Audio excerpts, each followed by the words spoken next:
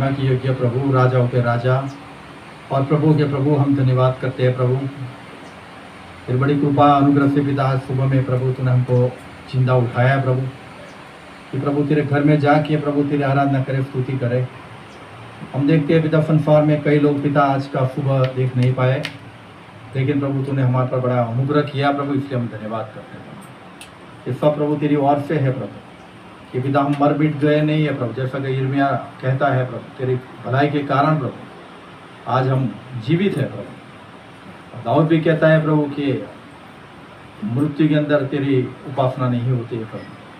आभार मानते हैं पिता, पिछले सप्ताह हमारी सहायता किया, अनुग्रह किया प्रभु, हम आभारी हैं, तेरा नाम का धन्यवाद करते हैं प्रभु। राजाओं के राजा प्रभु, प्रभु सेवा का आरंभ करने से पहले अपने आप को पिता हम जांचते हैं पिता, हमको शुद्ध पवित्र कर, कि पिता हमारा अर्पण को, हमारे स्तुति का भेंट रूपी अर्पण को तू मान्य करे, ग्रहण करे प्रभु, सहायता कर प्रभु।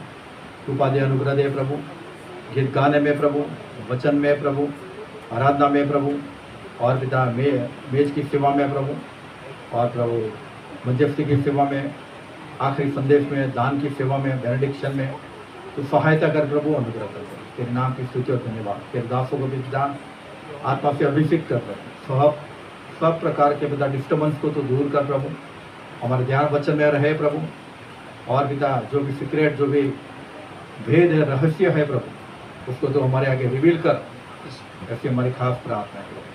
अनुग्रह कर, सहाय कर प्रभु, अपने आप को तेरे हाथ में हम सौंपते हैं प्रभु। हमारी छोटी प्रार्थना को प्यारे उद्धार करता प्रभु इसके नाम में चढ़ाते, सुनो ग्रहण करता। आमीन।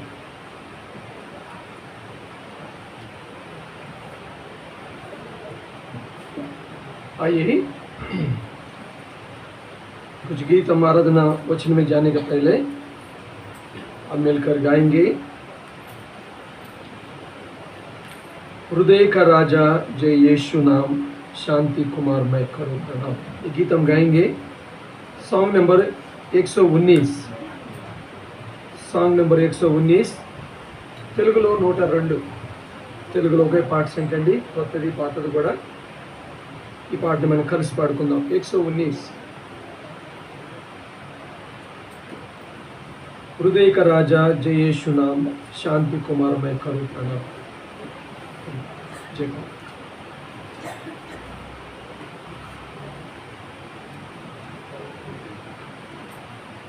తెలుగులో 102 గ్రూప్లో పాట షేర్ చేయండి, తద్వారా అందరూ కలిసి మనం పాడుకోగలుగుతాం। మ్యూజిక్ కూడా చెక్ చేయండి అమ్మా, సౌండ్ కూడా చెక్ చేయండి।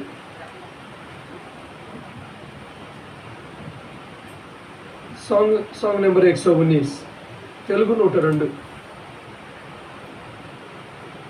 हृदय का राजा जय यीशु नाम, शांति कुमार मैं करूं प्रणाम। 10,000 में ओ अनुपम, सुगंधित तेल से मधुर नाम करूं प्रणाम। 10,000 में हो अनुपम, सुगंधित तेल से मधुर नाम करूं प्रणाम। लाखों में मीठा है यीशु नाम, चमकीला है वह सूर्य समान।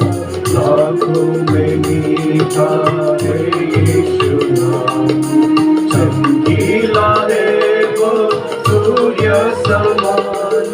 बयान के बाहर है तेरा प्रेम, अधर्मी में जो चखा वह प्रेम करूं प्रणाम।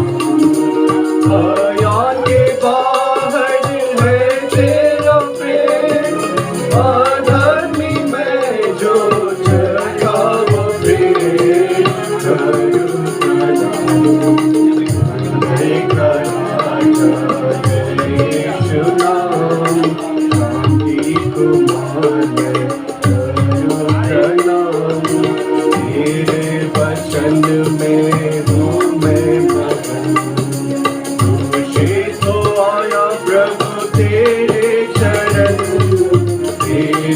वचन में हुए मगन। दूषित हो आया प्रभु तेरे चरण, हर्षित हो प्रभु करता प्रणाम। मुझ अयोग्य ने पाया जीवन का दान, करो प्रणाम। हर्षित हो प्रभु करता प्रणाम, मुझ अयोग्य ने पाया जीवन का दान, करो प्रणाम। हृदय का राजा यीशु नाम, शांति कुमार करो प्रणाम। मुझको बचाने दे अपना प्राण, समझा दे मुझे स्वर्गीय ज्ञान। मुझको बचाया दे अपना प्राण, समझा दे मुझे स्वर्गीय ज्ञान। वेद में चढ़ाऊं संपूर्ण जीवन, करो प्रभु अब मुझको ग्रहण, करो प्रणाम। वेद में चढ़ाऊं संपूर्ण जीवन, करो प्रभु अब मुझको ग्रहण, करो प्रणाम। हृदय का राजा यीशु नाम, शांति कुमार करो प्रणाम। बसाधारों में हो अनुपम, सुगंध तेल से प्रेम धुनाम, करो प्रणाम। बसाधारों में हो अनुपम, सुगंध तेल से प्रेम धुनाम, करो प्रणाम। और एक गीत गाएंगे।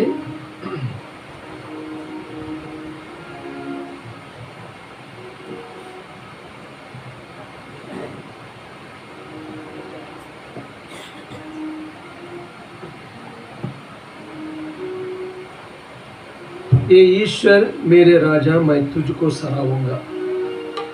सॉन्ग नंबर 41, सॉन्ग नंबर 41 తెలుగులో 63, 63 हिंदी 41, हिंदी में बोलो।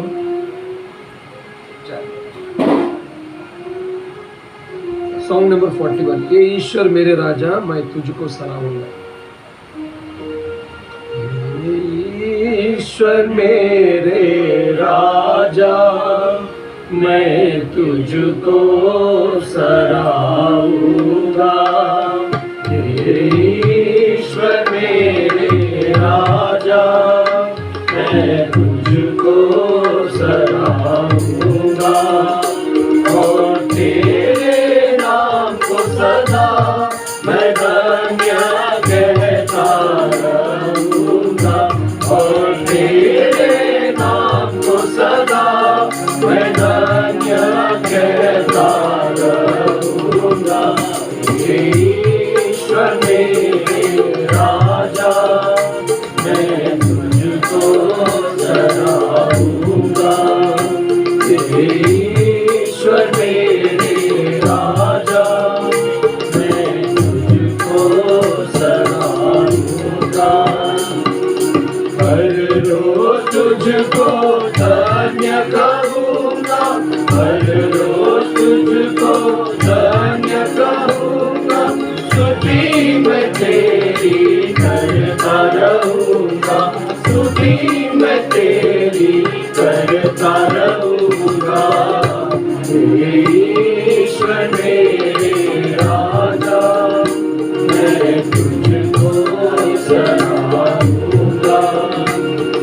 ईश्वर मेरे राजा, मैं तुझको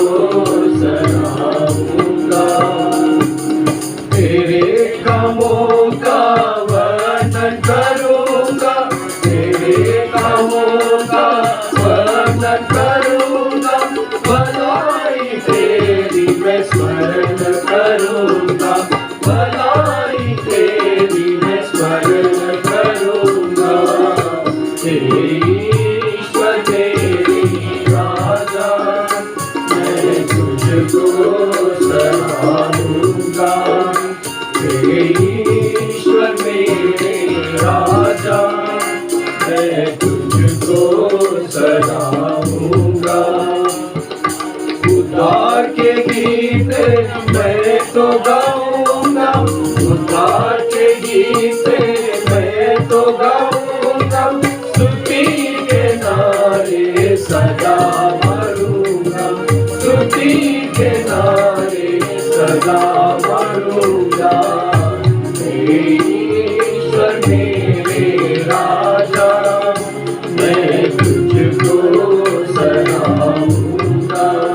हे ईश्वर मेरे राजा, मैं तुझको सलाहूंगा।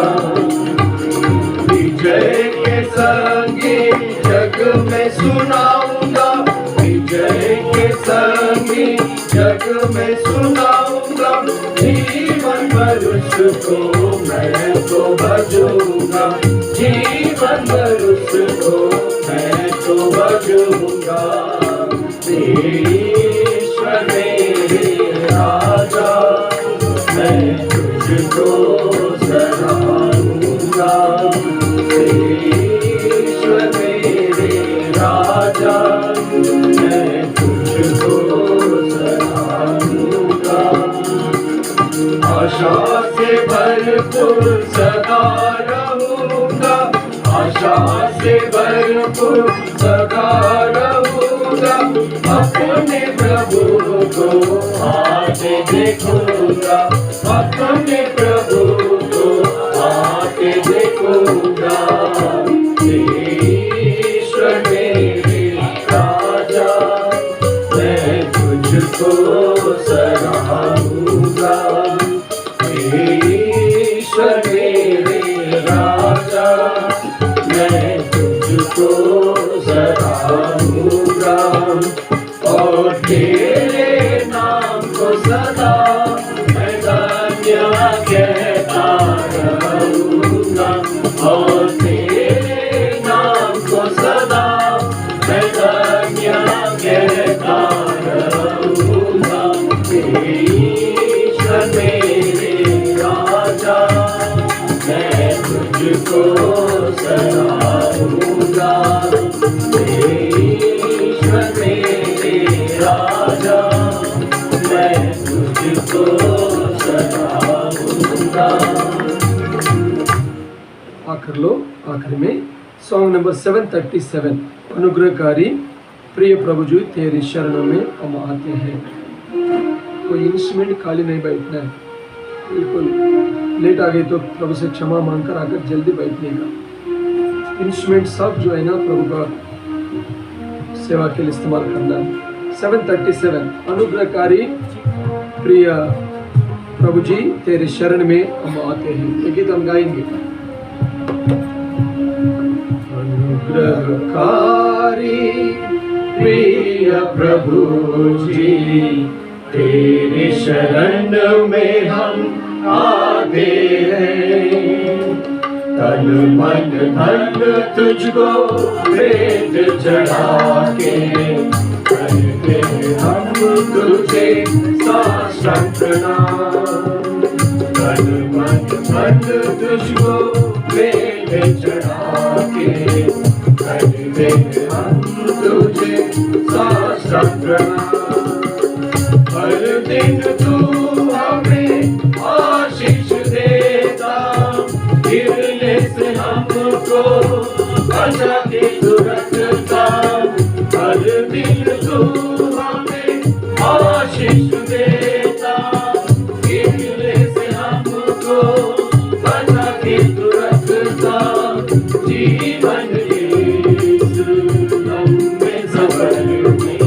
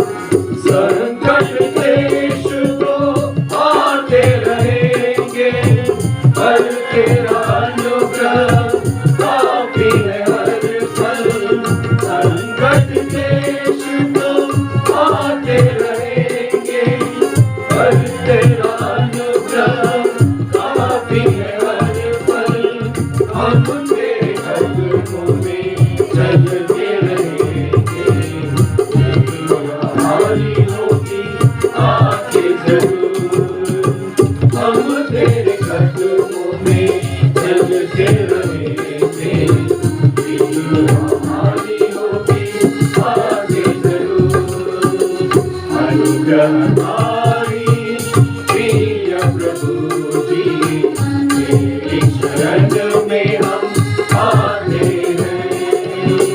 तन मन धन तुझको भेज चढ़ा के करते हैं हम तुझे साष्टांग प्रणाम। सेवा यीशु से हमको मिली है, मिट्टी के बर्तन लेकिन खजाना है स्वर्ग का। सेवा यीशु से हमको मिली है, मिट्टी के बर्तन लेकिन खजाना है स्वर्ग का। टूट जाए तो भी परवाह नहीं है, महिमा तुझको देते रहेंगे। टूट जाए तो भी परवाह नहीं है, महिमा तुझको देते रहेंगे। अनुग्रहकारी प्रिय प्रभु जी, तेरी शरण में हम आते हैं। तन मन धन तुझको भेज चढ़ा के करते हैं हम तुझे साष्टांग प्रणाम। तन मन धन तुझको भेज चढ़ा के करते हैं हम तुझे साष्टांग प्रणाम। అండి ఇప్పుడు దేవుని వాక్యాన్ని మనం విందాం. आइए परमेश्वर के वचन हम सुनेंगे। మరి దయచేసి బస్సు ఇంకా రాలేదు, మరి ఎవరైనా ఒక సీనియర్ బ్రదరు బస్ పరిస్థితులను కొంచెం కనుక్కోమని కూడా మనం చేస్తున్నాం. और बड़े भाइयों से जिम्मेदार भाइयों से विनती है कि बस अब तक नहीं आए, इस विषय में आप थोड़ा सा ध्यान दें। మరి రండి దేవుని వాక్యాన్ని మనం విందాం. आइए परमेश्वर के वचन को हम తెలుగులో सुनेंगे। హిందీలో ట్రాన్స్లేషన్ ఉంటుంది. और तेलुगु में और हिंदी में ये वचन को सुनाया जाएगा।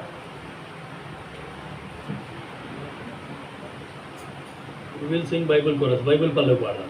और बाइबल के कोरस को बाइबल के तो नहीं गाएंगे। మన బైబిల్ పైకి తలకంటే పైగా ఎత్తి Telugu, Hindi, English. The best book to read is the Bible. పఠింప శ్రేష్ఠ గ్రంథం బైబిల్ తెలుగు, హిందీ, ఇంగ్లీష్లో పాడతాం. और बाइबल के जो गीत को हिंदी, तेलुगु और इंग्लिश में हम गाएंगे।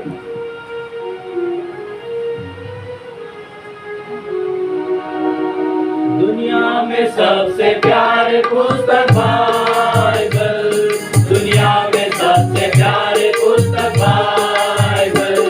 पढ़े जो इसको रोज पढ़ो, हाथ में खतरा कोई ना हो। वो दुनिया में सबसे प्यारे पुस्तक Bible. The best book to read is the Bible. The best book to read is the Bible. If you read it every day, it will help you all the way. Oh, the best book to read is the Bible. పఠింప శ్రేష్ఠ గ్రంథము Bible, పఠింప శ్రేష్ఠ గ్రంథము Bible.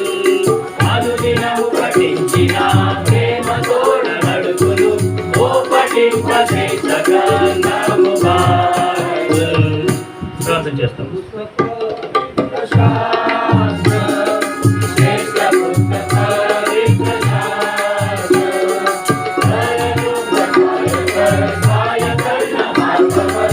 ओ श्रेष्ठ पुस्तक पवित्र शास्त्र। ప్రార్థన చేస్తాం.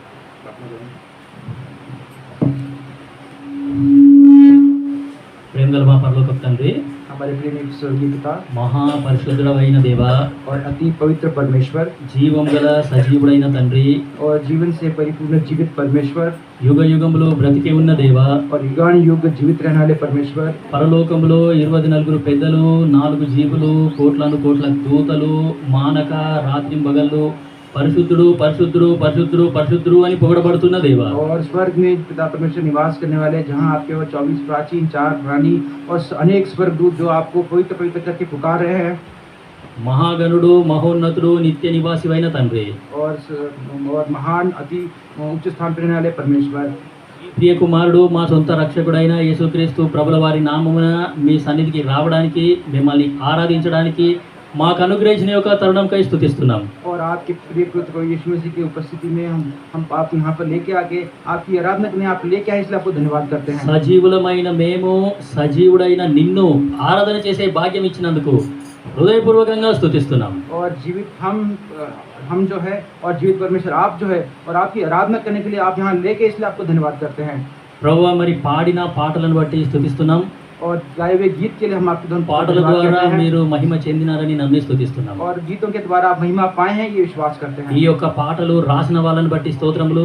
और इन गीतों को जिन्होंने लिखा है उसके लिए हम आपको धन्यवाद ఈ कहते యొక్క हैं పాటలకు రాగం కట్టిన వాళ్ళని బట్టి స్తోత్రములు. और इन गीत को जिन्होंने राग दिया है उसके लिए हम धन्यवाद कहते हैं ఆయా భాషలలో ఈ యొక్క పాటల్ని తర్జుమా చేసిన వాళ్ళని బట్టి కూడా और స్తుతిస్తున్నాం. भिन्न भिन्न भाषाओं में इसका भाषांतर करने के लिए आपको हम धन्यवाद करते हैं ప్రభువా ఈ యొక్క పాటలు నేర్చుకొని ఎన్నో ఆత్మీయంగా మరి పాటల ద్వారా మిమ్మల్ని ఆరాధన చేసే భాగ్యం ఇచ్చినందుకు స్తుతిస్తున్నాం. और इस गीतों को गाने के द्वारा कितने लोगों ने इसमें आशीष पाया इसलिए हम आपको धन्यवाद कहते हैं ఎంతో మంచి రాగము, ఎంతో మంచి భావము, ఎంతో మంచి అర్థంతో కూడిన ఈ యొక్క దైవికమైన పాటలను బట్టి హృదయపూర్వకంగా और స్తుతిస్తున్నాం. इन देविक गीतों में जिसमें अच्छा भाव है जिसमें इतना अपना अच्छा अर्थ है इतना अच्छा राग है इसलिए आपको धन्यवाद कहते हैं ఈ యొక్క ఆరాధన వర్తమానం కొరకు మమ్మల్ని మీ దయగల హస్తాలకు అప్పగించుకుంటున్నాం. और आराधना के पक्ष में हम अपने आप को आपके हाथों में समर्पित करते हैं నిత్య నిబంధన రక్త ప్రోక్షణ కిందికి మమ్మల్ని ఈ యొక్క స్థలాన్ని మేము తెచ్చుకుంటున్నాం. और आपके लोगों के छिड़काव में आप नित्य निबंध आप मध्य में हम आते हैं మా మధ్యలోకి మీరు దిగిరండి, మా మధ్యలో మీరు సంచరించండి, మీ సన్నిధి యొక్క తాకిడిని మేము అనుభవించేలాగున సహాయం చేయవలసిందిగా కోరుతూ आप వస్తున్నాం. हमारे बीच में उतर आइए हमारे बीच में रहे और आपकी उपस्थिति आप हमारे साथ बनाए रखें ప్రభువా మరి మీ సన్నిధిలో సంపూర్ణ సంతోషం కలదు, మీ కుడి చేతిలో నిత్యము సుఖములు కలవు అనే వాక్యం మా మధ్యలో నెరవేర్చవలసిందిగా కోరుతూ और వస్తున్నాం. आप में सर परिपूर्ण आनंद है आपके हाथों में वो आनंद परिपूर्ण है इसलिए हम आपको धन्यवाद कहते हैं ప్రభువా మరి ఏ ఒక్కరు కూడా ఇక్కడ నుండి ఖాళీగా వెళ్లకుండా సహాయం చేయండి. यहाँ से कोई भी खाली ना जाए ऐसी प्रार्थना करते हैं అందరము కూడా యథార్థముగా ఆత్మతోను సత్యంతోను మిమ్మల్ని ఆరాధించేది నాకు మాకు మీరు నేర్పిస్తూ రావాల్సిందిగా కోరుతూ और వస్తున్నాం. सभी यहाँ पे खराई से आत्मा सच्चे से आपकी आराधना कर पाए ये हम विनती करते हैं అంధకార చీకటి శక్తులన్నింటినీ విశ్వాసంతో యేసు నామమున గద్దిస్తున్నాం, బంధిస్తున్నాం. और अंधकार की सारी शक्ति प्रभु यीशु के नाम में हम बांधते हैं उसे दिखाते हैं నిర్గమకాండము 34:10 మా మధ్యలో నెరవేర్చవలసిందిగా కోరుతూ వస్తున్నాం. और निगमन उसके आप हमारे बीच में उस वचन भाग को आप हमारे बीच में మార్కు पूरा करें। సువార్త 7:37 మా మధ్యలో నెరవేర్చవలసిందిగా కోరుతూ और వస్తున్నాం. मार्क 7 और उसका 37 आप हमारे बीच में स्थापित करें పరలోకపు తండ్రి మరి నాయన మమ్మల్ని అందరి మీ దయగల హస్తాలకు అప్పగించుకుంటూ గొప్ప కార్యం మీ యొద్ద నుండి నిరీక్షిస్తూ और आप हम सभी को आपके हाथों में सबसे महान कार्य को आप करें ऐसी प्रार्थना करते हैं యేసుక్రీస్తు ప్రభుల వారి నామమున స్తుతించి ప్రార్థించి అడివేడుకొంచున్నాం प्रभु తండ్రి. यीशु के नाम में ये छोटी विनती प्रार्थना करते सुनिए और ग्रहण करें आमीन ఫిబ్రవరిలోకి రాసిన పత్రిక और फिब्री को लिखी गई पत्रिका 7వ అధ్యాయం और उसका 7th చాప్టర్ 7वां अध्याय verse 24 and 25 will read all of us together. और అందరం 7 కలిసి का 24 25 వచనాలు గట్టిగా బిగ్గరగా ప్రార్థన పూర్వకంగా అర్థాన్ని గ్రహిస్తూ చదువుతాం. और इब्रानी को लिखी गई पत्रिका उसका 7 24 और 25 हम प्रार्थना पूर्वक इस वचन भाग को पढ़ेंगे సో మీ భాగాన్ని మీరు స్పష్టంగా గట్టిగా అర్థాన్ని గ్రహిస్తూ చదవవలసిందిగా యేసు నామమున మనవి చేస్తున్నాం. और आप अपने अपने भाषाओं में इस वचन भाग को प्रभु यीशु के नाम में बड़े ध्यान से आप पढ़े विनती करता हूँ ఫిబ్రవరిలోకి రాసిన పత్రిక 7వ అధ్యాయము 24 25 వచనాలు అందరం కలిసి. और इब्रानी 7 24 और 25 सब मिलकर ఈయన నిరంతరము ఉన్నవాడు కనుక మార్పు లేని యాజకత్వము కలిగిన వాడాయను. ఈయన తన ద్వారా దేవుని యొద్దకు వచ్చు వారి పక్షమున విజ్ఞాపనము చేయుటకు నిరంతరము జీవించుచున్నాడు గనుక వారిని సంపూర్ణముగా రక్షించుటకు శక్తిమంతుడై ఉన్నాడు. వారిని సంపూర్ణముగా రక్షించుటకు శక్తిమంతుడై ఉన్నాడు అనే మాట మనం గమనిస్తాం. उनका पूरा पूरा उद्धार करने के लिए वो सामर्थ्य है इस बात को हम पे ध्यान देंगे ఆ యొక్క రక్షణ అనే మాటని మనం కొంచెం ధ్యానించడానికి ప్రయత్నం చేస్తాం. और उसका उद्धार इस विषय पे थोड़ा सा ध्यान देंगे సో దానికంటే ముందు బైబిల్లో ఆరాధనకి చాలా ప్రాముఖ్యత ఉంది. इसके पहले बाइबल में आराधना के लिए बहुत ही प्रमुख अंश दिए गए हैं దయచేసి మిమ్మల్ని మీరు డిస్టర్బ్ చేసుకోకండి. और अपने आप को आप ऐसे डिस्टर्ब ना करें మీ దగ్గర సెల్ ఫోన్స్ ఉంటే వాటిని స్విచ్ ఆఫ్ చేసి పెట్టుకుంటే దేవుడు మిమ్మల్ని ఆశీర్వదిస్తాడు. यदि आपके पास मोबाइल है तो आपको स्विच ऑफ करें तो परमेश्वर आपको आशीष देगा దేవుని మందిరానికి వచ్చినారు, చాలా సంతోషం. परमेश्वर के मंदिर में आप भवन में आए हैं बहुत आनंद की बात है దేవుని వాక్యం వినండి. परमेश्वर के वचन को सुनिएगा ఆ వింటే దేవుడు ఆశీర్వదిస్తాడు. सुनेंगे तो आशीष है ఆరాధన చేసే వాళ్ళని దేవుడు చాలా అద్భుతంగా హెచ్చిస్తాడు, చాలా అద్భుతంగా ఘనపరుస్తాడు. और आराधना करने वालों को परमेश्वर बहुत ऊंचा उठाता है और उनको बहुत ऊंचे स्थान पर रखता है జెనసిస్ 4:7 और ఆది उत्पत्ति కాండము 4 और उसके 4వ 7 में। అధ్యాయము 7వ వచనం. उत्पत्ति 4 और उसका 7। ఆరాధన చేసే వాళ్ళని దేవుడు ఏ విధంగా హెచ్చిస్తాడో చూడండి. और आराधना करने वालों को परमेश्वर कैसे उनको ऊंचा रखता है ఆది इसको కాండము देखेंगे। 4వ అధ్యాయము 7వ వచనం జెనసిస్ 4:7. और उत्पत्ति 4 उसका 7।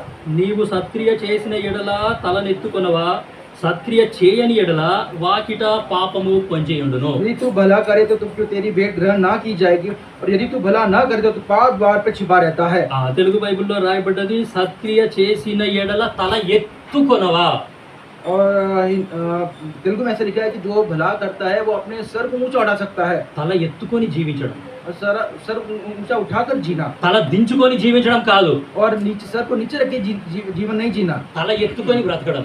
और सर को ऊंचा उठाते हुए जीना। దేవుణ్ణి యథార్థంగా ఆత్మతోనూ సత్యంతోనూ ఎవరైతే ఆరాధన చేస్తారో వాళ్ళని దేవుడు ఏ స్థాయికి ఎదిగింపజేస్తాడు అంటే నువ్వు తల దించుకొని బ్రతకడం కాదు, తల ఎత్తుకొని బ్రతికేలా నిన్ను ఆశీర్వదిస్తాడు. और परमेश्वर जो परमेश्वर की आराधना बड़ी खराई से आत्मा सच्चाई से करता है, तो ये परमेश्वर उसके सर को नीचा नहीं ऊंचा उठाकर रखता है। తెలుసా మీకు అందరికి తల ఎత్తుకొని బ్రతకడం అంటే తెలుసా?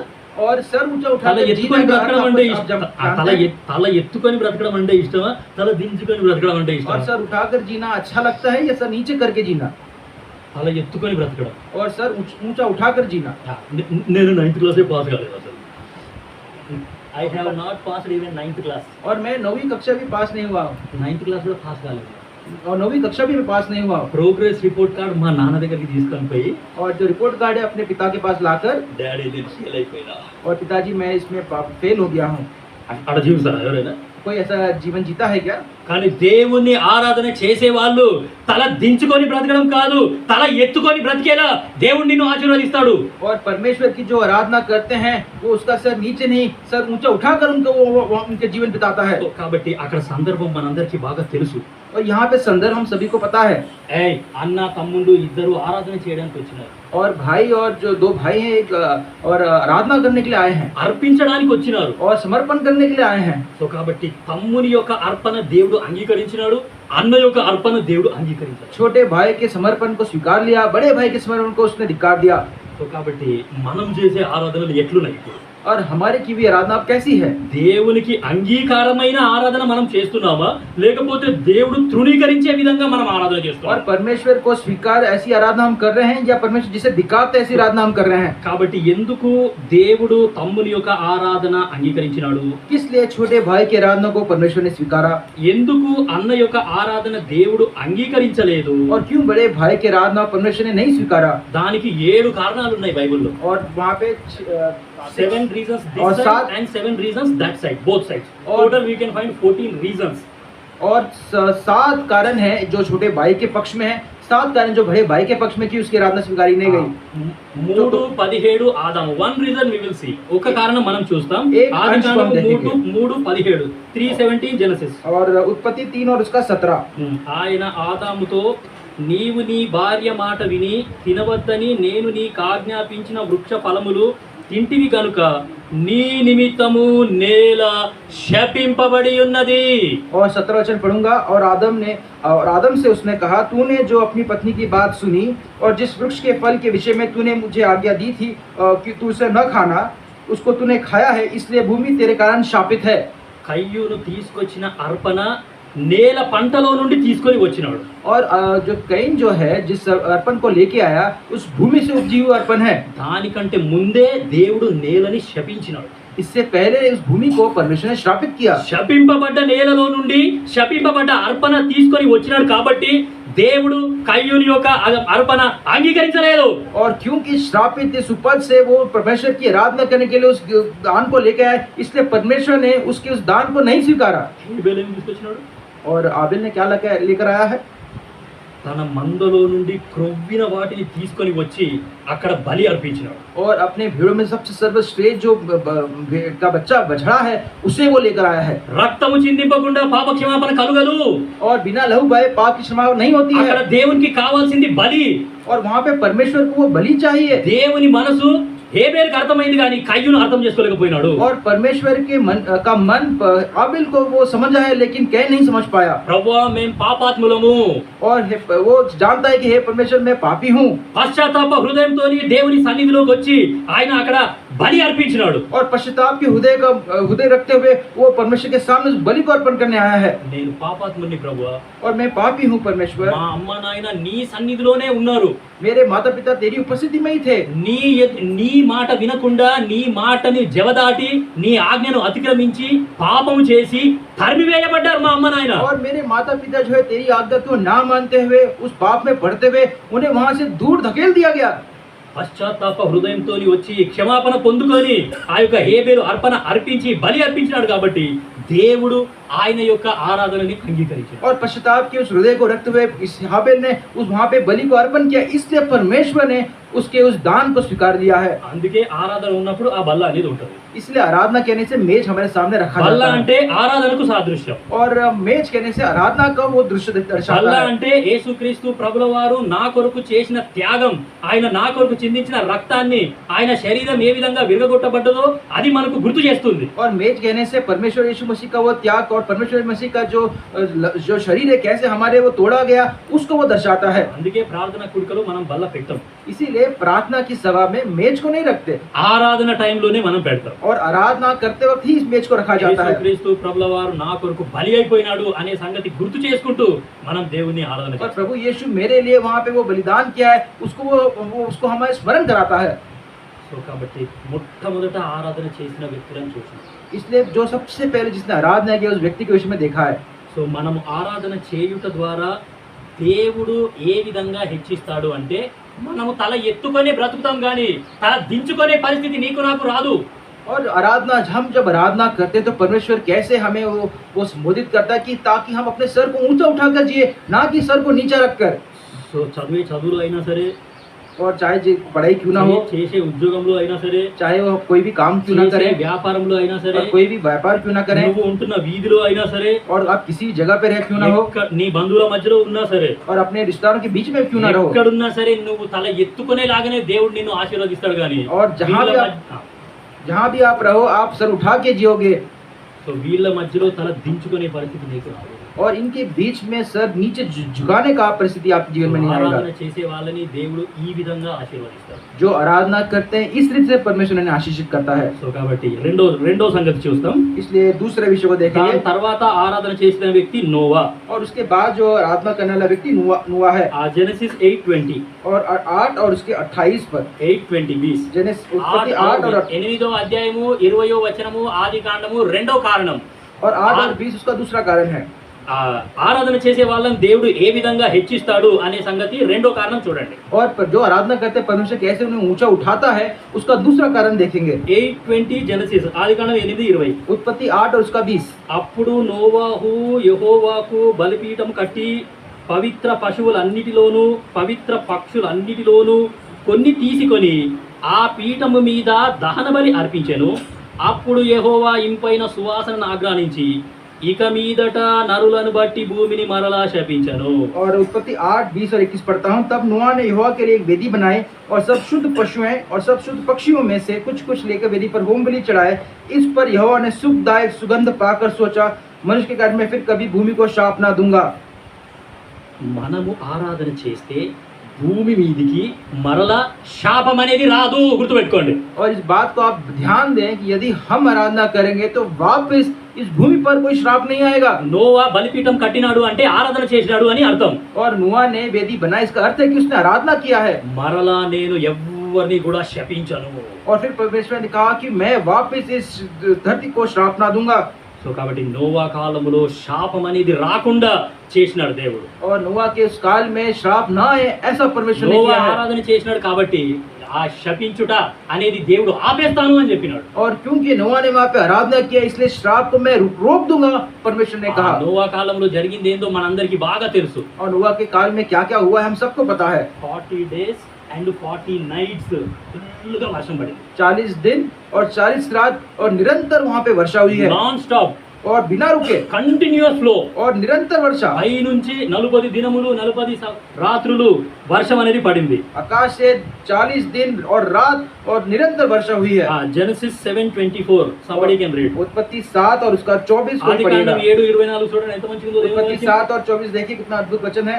And the waters prevailed upon the earth ఆ, and 150 days. తెలుగులో చదవండి. और तेलुगु में कोई पढ़िएगा। 180 దినముల వరకు నీళ్లు భూమి మీద ప్రచండముగా ప్రబలెను. और 150 दिन तक वो जो पानी है वो धरती पर प्रबल रहा। 40 డేస్ 40 నైట్స్ వర్షం పడితే 150 డేస్ భూమి మీద నీళ్లు అలాగే ఉన్నాయి. 40 दिन और 40 रात जब वर्षा हुई, लेकिन 150 दिन तक 150 दिन तक वो पानी का प्रबल वहां पे रहा। 5 months और लगभग 5 महीने స్కూల్స్ అండ్ కాలేజెస్ హాలిడేస్. सारे जो स्कूल्स और कॉलेज उनको छुट्टी है। భూమి మీద నీళ్లు 180 దినముల వరకు ఉన్నాయి. और 150 दिन तक ये पानी भूमि पर रहा। వర్షం పడుతున్నప్పుడు ప్రజలందరూ నోవా యొక్క ఓడ ఎక్కడుంది ఎక్కడుంది ఎక్కడుంది అని ఆ ఓడ కోసం పరుగులు తీసినారు. और सारे जो 5 महीने ये जो परमेश्वर जो नोवा ने जो जहाज बनाया वो कहाँ पर है सब ढूंढते रहे। నోవా సువార్త ప్రకటించినప్పుడు ఎవ్వరూ వినలేదు. नोवा ने जब सुसमाचार को प्रकट किया किसी ने नहीं सुना అందరూ హేళన చేసినారు. और सब उसको धिक्कारे। కానీ ఎప్పుడైతే వర్షం స్టార్ట్ అయిందో लेकिन जब बारिश की शुरुआत हुई నిదానంగా నీళ్లు పైకి వస్తున్నాయి. और जैसे वो बारिश का पानी वर्षा का पानी మోకాల ऊपर आ रहा था వరకు నీళ్లు వచ్చినాయి. और जब घुटने तक पानी आया నడుము వరకు నీళ్లు వచ్చినాయి. और जब कमर तक पानी आया ఈగల వరకు నీళ్లు వచ్చినాయి. और जब गले तक पानी आया ఇండ్లన్నీ మునిగిపోతున్నాయి. और सारे जो घर है वो डूब गए, కొండలన్నీ మునిగిపోతున్నాయి. सारे पर्वत वो डूब गए గుట్టలన్నీ మునిగిపోతున్నాయి. और నీళ్లు పై వరకు వెళ్ళిపోతున్నాయి. और जो पानी वो ऊपर तक आ गया, ఓడ మాత్రం పైకి అలాగే వెళ్తుంది. लेकिन वो जहाज पानी के ऊपर ही रहा ప్రజలందరూ కూడా ఆ యొక్క నీళ్ళలో పూర్తిగా చనిపోయారు. और सारी प्रजा उस पानी में पूर्ण रीति से डूब के मर गए। నోవాహు మరి 180 దినముల తరువాత నోవాహు ఓడలో నుండి బయటికి వచ్చినట్టు మనం చూస్తాం. 150 दिन के बाद नोआ उस जहाज से बाहर आया, ये हम देखते हैं। ఆ బయటికి వచ్చిన తరువాత నోవా చూసింది ఏంటి అంటే అన్ని శవాలే కనిపించినాయి ఆయనకి. और जब वो बाहर आया नोआ ने और क्या देखा कि हर जगह पे वो मनुष्य के शव है। ప్రజలందరూ చనిపోయినారు. सारी प्रजा वहाँ पे मृत्यु पाई है, పక్షులన్నీ చనిపోయినాయి. सारी पक्षी और पशु वहाँ पे मृत्यु వైల్డ్ पाए हैं। యానిమల్స్ డొమెస్టిక్ యానిమల్స్ అన్ని చనిపోయినాయి. और जंगली जानवर हो, घर के पशु क्यों ना, सब वहाँ पे मृत्यु पाए हैं। ఒక వ్యక్తి చనిపోయి 150 దినముల వరకు నీళ్లలో అలాగే ఉన్నాడు అంటే ఎంత కంపు వస్తుందో కదా ఆ శవానికి. और 150 दिन तक यदि वहाँ पर वो अगर किसी मनुष्य का शव हो तो कितना वहाँ पे वो दुर्गंध आएगा। నోవా ఓడలో నుంచి బయటికి వచ్చేసరికి అన్ని శవాలే కనిపించినాయి. और नोआ जब उस जहाज से आया तो उसको पूर्ण जगह पे पूर्ण खम्बु मनुष्य शव वासना। देखे और बड़ा दुर्गंध। ఇప్పుడు 21 చదవండి. 8:21 और జెనసిస్ 8:21. और उत्पत्ति 8 और उसका 21 पढ़िएगा। అప్పుడు యెహోవా ఇంపైన సువాసనను ఆగ్రానించి इस पर यहोवा ने सुखदायक सुगंध पाकर, అప్పటి వరకు భూమి మీద మొత్తం శవాల కంపే వచ్చింది. तब तक वहाँ पे पूरे मनुष्य के शव का दुर्गंधी था। ఎప్పుడైతే నోవా బలిపీఠం కట్టినాడో तब नोआ ने इस वेदी को बनाया ఆ యొక్క బలిపీఠం మీద పవిత్ర పక్షులని పవిత్ర పశువులని అర్పించినప్పుడు ఆ యొక్క పొగ అనేది పైకి వెళ్ళిపోయింది. और तब फिर वहाँ पे जब शुद्ध पशु शुद्ध पक्षियों का जब बलि किया तो उसका सुगंध ऊपर आकाश तक गया है। మూడో ఆకాశంలో ఉన్న దేవుని యొద్దకు ఆ వాసన వెళ్ళిపోయింది. तीसरे आकाश में जो परमेश्वर निवास करता है वहाँ तक वो सुगंध गया है। అప్పుడు యెహోవా ఇంపైన సువాసన. अब परमेश्वर कहता है सुखदायक सुगंध। అప్పుడు దేవుని నోట్లో నుండి ఆశీర్వాదపు మాటలు వచ్చేసినాయి. और तब परमेश्वर के मुख से आशीष की बातें निकली है। ఇకపై నరులను బట్టి నేను భూమిని మరలా శపించను. अब इस वक्त में मनुष्य के इस भूमि पर मैं अभी इसको कभी श्राप ना करूंगा। ఎవరైతే ఆరాధన చేస్తారో మీరంతా శపింపబడ్డ ప్రజలు కాదు. और जो भी जो आराधना करता है वहाँ पे वो श्रापित वो मनुष्य नहीं है। మీరంతా దీవింపబడ్డ ప్రజలు. और आप सब जो आशीषित आप प्रजा बने हैं। ఆ గమనంలో మనము ఉండి ఆరాధన చేస్తే ఇంకా అద్భుతంగా ఉంటుంది. और उस महिमा में यदि हम करके आराधना करते और भी वो ऊंचा महिमित बात होती है। ఆరాధన చేయుట ద్వారా నాకు కలిగే ఆశీర్వాదం ఏంటి అంటే ఒకటి తల ఎత్తుకొని బ్రతుకుతాను. और आराधना करने से जो हमको और मुझको जो आशीष मिलता है वो क्या है? सर उठाने का अधिकार।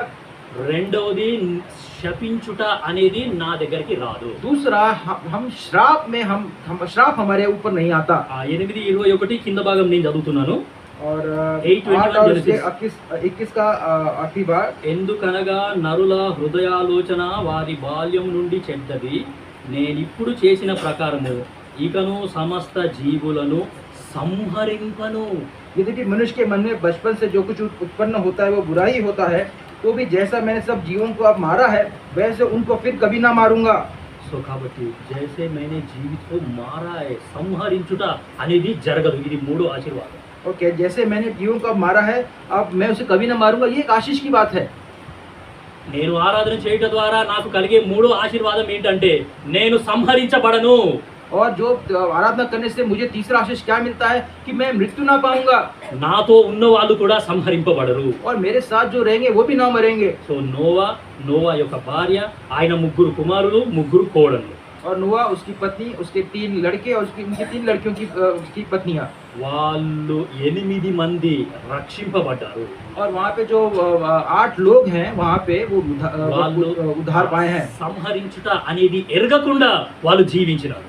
और వాళ్ళు సంహరింపబడలేదు, మారే నై గయే. हाँ, वो मारे नहीं गए इसलिए वो जीवित वहाँ पे वो जीवन पाए हैं। నేను కూడా ఆరాధన చేస్తే मैं भी मारा नहीं जाऊंगा.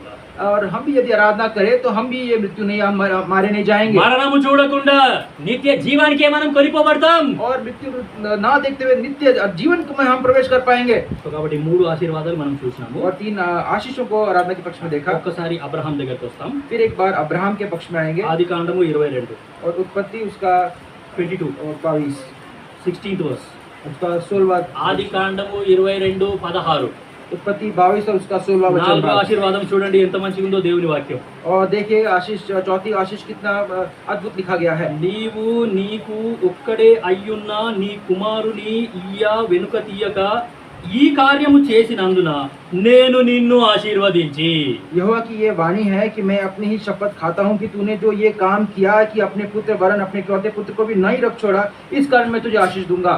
తన సొంత కుమారుణ్ణి అర్పించడానికి వెళ్ళినాడు. और अपने स्वयं के पुत्र को अर्पण करने के लिए वो चल लिया है। అర్పించడానికి వెళ్ళినాడు అంటే ఆరాధన చేయడానికి వెళ్ళినాడు అని అర్థం. और वहाँ पे चला है उसका अर्थ है आराधना करने के लिए वो चला है। అందుకే మనం ఆరాధన చేసేటప్పుడు అర్పిస్తున్నాను తండ్రి అని అంటాం. और इसलिए जब हम आराधना करते हैं, ये समर्पण करते हैं, इस शब्द को हम इस्तेमाल करते हैं। అర్పించడం అంటే ఆరాధన అని అర్థం. और समर्पण करना आराधना करने का अर्थ है। సో కాబట్టి ఇక్కడ అబ్రహాము తన సొంత కుమారుణ్ణి వెనుక తీయలేదు కాబట్టి నేను నిన్ను ఆశీర్వదించి. और क्योंकि तूने अपने एक पुत्र को वहाँ पे अर्पण करने के तू पीछे नहीं हटा, इसलिए मैं तुझे आशीष दूंगा। ఆరాధన చేసే వాళ్ళనే దేవుడు ఆశీర్వదిస్తాడు. जो आराधना करते हैं परमेश्वर उन्हीं को आशीष देता है। ఆరాధన చేసే వాళ్ళందరూ కూడా ఆశీర్వదింపబడ్డ ప్రజలు. और आराधना करने वाले हर जो जन है वो आशीष की वो प्रजा बन जाती है। 17th verse 22:17 Genesis. और నేను నిన్ను ఆశీర్వదించి ఆకాశ నక్షత్రము వలెను సముద్ర తీరమందలి ఇసుక వలెను నీ సంతానమును నిశ్చయముగా విస్తరింపజేసేదను. उत्पत्ति 22 और 17 इस कारण मैं निश्चय तुझे आशीष दूंगा और निश्चय तेरे वंश को आकाश के तारागण और समुद्र के तीर की बालू की किनकों के समान अनगणित करूंगा। నీ సంతానమును నిశ్చయముగా విస్తరింపజేసేదను. और तेरा जो वंश है निश्चय आकाश के तारे जैसे मैं उसको विस्तार करूंगा। సంతానాన్ని విస్తరింపజేస్తావు. और तेरे संतान को मैं विस्तार में बदलूंगा। ఇది నాలుగో ఆశీర్వాదం. ये चौथा आशीष है। నేను ఆరాధన చేస్తే मैं आराधना करने से నా సంతానాన్ని దేవుడు విస్తరింపజేస్తాడు. मेरे जो संतान को परमेश्वर वहाँ पे उसको बढ़ोतरी विस्तार में करता है। నీ సంతానము విస్తరించబడాలి అని అంటే और यदि आपके संतान यदि वो बढ़ने हैं, विस्तार होना है उनका, నువ్వు దేవుని ఆరాధన చేయాలి. तो आपको आराधना करना होगा। సో కాబట్టి మన పిల్లలు ఆశీర్వదింపబడాలి, వాళ్ళు విస్తరించబడాలి, వాళ్ళు అక్కడికే ఆగిపోకూడదు. నా పిల్లలలో గుడ్డుతనం ఉండకూడదు, నా వంశం ముందుకు వెళ్ళాలి, దేవుని ప్రజలు ఈ భూమి మీదకి రావాలి అని అంటే మనము ఆరాధన చేస్తే విస్తరించబడతాం. तो यदि हम अपने संतान के विषय में यदि हम चाहते कि वो न रुके, उनकी आशीष न रुके और वो विस्तार से बढ़ते जाए, तो आपको और मुझको आराधना करना होगा। 18వ వచనంలో 5వ ఆశీర్వాదం. और 22:18 5th blessing. और जो 5वां जो अंश है वो 22 वचन भाग में लिखा गया है 18th verse. और 18 वचन में लिखा गया है। మరియు నీవు నా మాట వినినందున భూలోకములోని జనములన్నీయు నీ సంతానము వలన ఆశీర్వదింపబడును. और पृथ्वी की सारी जाति अपने को तेरे वंश के कारण धन्य मानेंगे, क्योंकि तूने मेरी बात मानी है। భూలోకంలోని జనములందరూ కూడా నీ సంతానము వలన ఆశీర్వదింపబడతారు. और सारी जातियां जो इस संसार में हैं तुम्हारे संतान के कारण वो आशीष पाएंगे। ఇది ఐదో ఆశీర్వాదం. और ये 5वां आशीष का अंश है। నేను ఒక్కన్ని ఆశీర్వదింపబడతాను అనంటే అక్కడితోని ఎవరు ఆగిపోరు. और मैं स्वयं ही मैं इससे आशीष पाऊं, ऐसा कोई वहाँ पे रुकता नहीं है। నా పిల్లలు ఏమైనా అయిపోని, నా మనమన్లు మనమరాళ్ళు ఏమైనా అయిపోని, వాళ్ళు ఏమైపోతే నాకెందుకు అని ఎవరు కూడా ఆలోచించరు. और कोई ऐसा कोई विचार नहीं करता है कि मैं आशीष पाऊं, लेकिन मुझे क्या फर्क पड़ता है कि मेरे रिश्तेदार वो आशीष ना पाए या मेरे सगे संबंधी आशीष ना पाए, ऐसा నా कोई विचार नहीं పిల్లలు కూడా करता। దీవింపబడాలి और मेरे जो संतान है वो भी आशीषित होने चाहिए। అని అంటే నువ్వు ఆరాధన చెయ్యాలి. तो अगर आपको ये चाहिए तो आपको आराधना करना होगा। మా అమ్మ నాయన ఆరాధన చేసినారు. मेरे माता पिता ने आराधना किया है। మా అమ్మ నాయన కూడా రక్షణ పొందినారు. मेरे माता पिता ने भी उद्धार को पाया है। ఇదే చర్చ్. और यही कलीसिया, ఈ చర్చ్ తప్ప వేరే చర్చ్ మాకు తెలియదు. और इस कलीसिया के अलावा मुझे कोई दूसरी कलीसिया नहीं पता। చిన్నగున్నప్పటి నుండి మమ్మల్ని ఈ చర్చ్కే వాళ్ళు నడిపించినారు. और बचपन से ही इसी कलीसिया में वो हमने चलाए हैं। పక్కన వేరే చర్చ్ ఉంది, అక్కడ 1,00,000 మంది కూడుకుంటున్నారు, 2,00,000 మంది కూడుకుంటున్నారు అంటే కూడా మేము ఎప్పుడు వెళ్ళలేదు, మా అమ్మ నాయన వెళ్ళనివ్వలేదు మమ్మల్ని. और मेरे बाजू में वहाँ पे जहाँ पे और एक कलीसिया है जहाँ पे 1 लाख 2 लाख आते हैं, ना मैं कभी गया ना मेरे परिवारवासी कभी गए। మా అమ్మ నాయన పంపించలేదు అటువంటి చర్చెస్ కి మమ్మల్ని. और मेरे माता पिता ने ऐसे कलीसिया में ऐसे जगह पे हमें नहीं भेजा, ఈ స్థలానికే మమ్మల్ని నడిపించినారు. इसी स्थान में वो लेकर आए हैं। సో ఖచ్చితంగా మా అమ్మ నాన్నలు దేవుణ్ణి ఆరాధన చేసినారు కాబట్టి దేవుడు వారి సంతానమైన మమ్మల్ని ఆశీర్వదించినాడు. और क्योंकि मेरे माता पिता ने उस परमेश्वर की आराधना की है, इसलिए परमेश्वर ने हमें उसके संतान होने के कारण उसे आशीष दिया है। నా ద్వారా నా పరిచర్య ద్వారా ఖచ్చితంగా కొద్ది మంది అయినా మేలు పొందుతున్నారు అని నేను నమ్ముతున్నాను. और मेरे सेवकाई द्वारा और मेरे सुसमाचार प्रकट करने के द्वारा निश्चय कुछ लोग आशीष पा रहे, ये मैं विश्वास करता हूँ। నీ సంతానాన్ని బట్టి భూలోకంలోని జనములందరూ ఆశీర్వదింపబడాలి అంటే నువ్వు దేవుణ్ణి ఆరాధన और చేయాలి. तेरे संतान के की वजह से सारी जातियां आशीष पाना है तो आपको आराधना करना होगा। నాకు 2 బాబులు ఉన్నారు. और मुझे 2 बेटे हैं। నా పెద్ద బాబు వాడు 3 ఇయర్స్ ఉన్నప్పుడు और जो मेरा बड़ा बेटा जब 3 वर्ष का था, నేను వానికి చిన్నగున్నప్పటి నుండి ఒక ప్రార్థన నేర్పించినాను, ఒక మాట నేర్పించినాను. और बचपन से ही प्रार्थना का जो अंश है मैंने उसको सिखाया। నీకు ఎవరు ఏది ఇచ్చినా సరే, आप तुझे कोई भी कुछ क्यों ना दे, ఓ చాక్లెట్ ఇచ్చినా, चाहे वो चॉकलेट हो, బిస్కెట్ ఇచ్చినా, चाहे बिस्किट हो, లాలీపాప్ ఇచ్చినా, कोई लॉलीपॉप हो, ఏది ఇచ్చినా సరే कोई भी कुछ क्यों ना दो, నువ్వు థ్యాంక్ యూ జీసస్ అని తినేసే. और धन्यवाद प्रभु ये कह के आप उसे खा ले। ఏం చెప్పినాను? और क्या कहा? నీకు ఎవరు ఏది ఇచ్చినా సరే థ్యాంక్ యూ జీసస్ ఆ ఒక్క మాట పలికి నువ్వు దాన్ని తీసుకో. और तुझे कोई भी क्यों ना कुछ दे, उसे स्वीकार करके धन्यवाद प्रभु करके उसे खा ले। దానికి బదులుగా నా బాబు నాకు మళ్ళీ రివర్స్ ఇంకో ప్రశ్న అడిగినాడు. और उसके पक्ष में मेरे बेटे ने मुझसे एक प्रश्न को पूछा, పప్పా నేను జీసస్ కి థ్యాంక్ యూ చెప్తే జీసస్ ఏం చెప్తాడు? और यदि पिताजी यदि मैं प्रभु को धन्यवाद प्रभु यीशु मसीह कहूँ तो प्रभु मुझसे क्या उत्तर देगा? నువ్వు చెప్పినట్టు నేను జీసస్ కి థ్యాంక్ యూ చెప్తాను, और आपने जैसा कहा वैसे मैं प्रभु यीशु मसीह को धन्यवाद कहूँगा। దానికి బదులుగా జీసస్ ఏం చెప్తాడు? और उसके बदले प्रभु यीशु मसीह मेरे को मुझे क्या कहेगा? 3 ఇయర్స్ చిన్న బాబు 3 वर्ष का ये छोटा सा जो लड़का తండ్రికి ఒక ప్రశ్న అడిగినాడు. और पिता को एक प्रश्न पूछा है, ఏం సమాధానం చెప్పాలి? और उसको क्या उत्तर देना है? మీరైతే ఏం చెప్తారు? आप क्या उत्तर देंगे? నేను నా బాబుకి ఒకే మాట చెప్పినాను, और मैंने मेरे बेटे से एक ही अंश बात को कहा, నాన్న మనం జీసస్ కి థ్యాంక్ యూ చెప్తే यदि इस प्रभु यीशु मसीह को यदि हम धन्यवाद कहते हैं तो జీసస్ మనకి వెల్కమ్ అని అంటాడు. और प्रभु यीशु मसीह हम कहेगा कि स्वागत है करके कहेगा, వెల్కమ్. स्वागत है। మనం యేసుక్రీస్తు ప్రభుల వారికి థ్యాంక్ యూ చెప్తే యేసుక్రీస్తు ప్రభుల వారు మనకి వెల్కమ్ అని మనకి స్వాగతం పలుకుతాడు. और प्रभु यीशु मसीह को यदि हम धन्यवाद करके उसके नाम के ऊपर धन्यवाद कहेंगे तो प्रभु यीशु मसीह हमें कहेगा कि तेरा स्वागत है। సో కాబట్టి యేసుక్రీస్తు ప్రభుల వారు ఆ యొక్క పరలోక రాజ్యంలో నిలబడి ఎవరైతే ఇప్పుడు ఇక్కడ ఆయనకు థ్యాంక్ యూ చెప్తారో, ప్రభువా నువ్వు నా కొరకు చనిపోయినావు, నా కొరకు సమాధి చేయబడ్డావు, నా కొరకు తిరిగి లేచినావు, ఎంతో గొప్ప రక్షణ నాకు ఇచ్చినావు, నీకు వందనాలు అని ఎవరైతే వందనాలు వందనాలు వందనాలు వందనాలు చెప్తారో, और प्रभु यीशु मसीह जो स्वर्ग में विराजमान जो वहाँ पर खड़ा है, और यदि उसके पक्ष में हम यहाँ पे ऐसी आराधना करते हैं कि परमेश्वर तूने मेरे लिए अपने आप को समर्पण कर दिया, तूने उस समाधि को लिया और तू फिर से जी उठा है, और मैं तुझे लाखों लाख धन्यवाद कहता हूँ, ऐसा कहने से అప్పుడు దేవుడు చెప్పే మాట ఏంటి అంటే और వెల్కమ్ परमेश्वर welcome welcome welcome welcome oh my son welcome oh my daughter welcome. और तब परमेश्वर हमसे प्रभु यीशु मसीह हमसे क्या कहेगा? हे मेरी बेटी मैं तेरा स्वागत स्वागत स्वागत करता हूँ। యేసుక్రీస్తు ప్రభుల వారు పరలోకంలో ఉండి వెల్కమ్ అని అంటున్నాడు. प्रभु यीशु मसीह जो उस वर्ग में विराजमान है, उस वर्ग में रहकर वो हमका आना स्वागत करेगा। ఆరాధన చేసే వాళ్ళందరూ కూడా ఆ రాజ్యానికే వెళ్తారు. आराधना करने वाले हर जो लोग हैं उस राज्य में वो जाएंगे। అందుకే బైబిల్లో ఆరాధనకి చాలా ప్రాముఖ్యత ఉంది. इसीलिए पवित्र शास्त्र में इस आराधना को बहुत ही प्रमुखता दी गई है। ఆదాము అవ్వలు పాపం చేసినప్పుడు आदम और हव्वा ने जब वो पाप किया దేవుడు వాళ్ళని గెట్ అవుట్ అని అన్నాడు.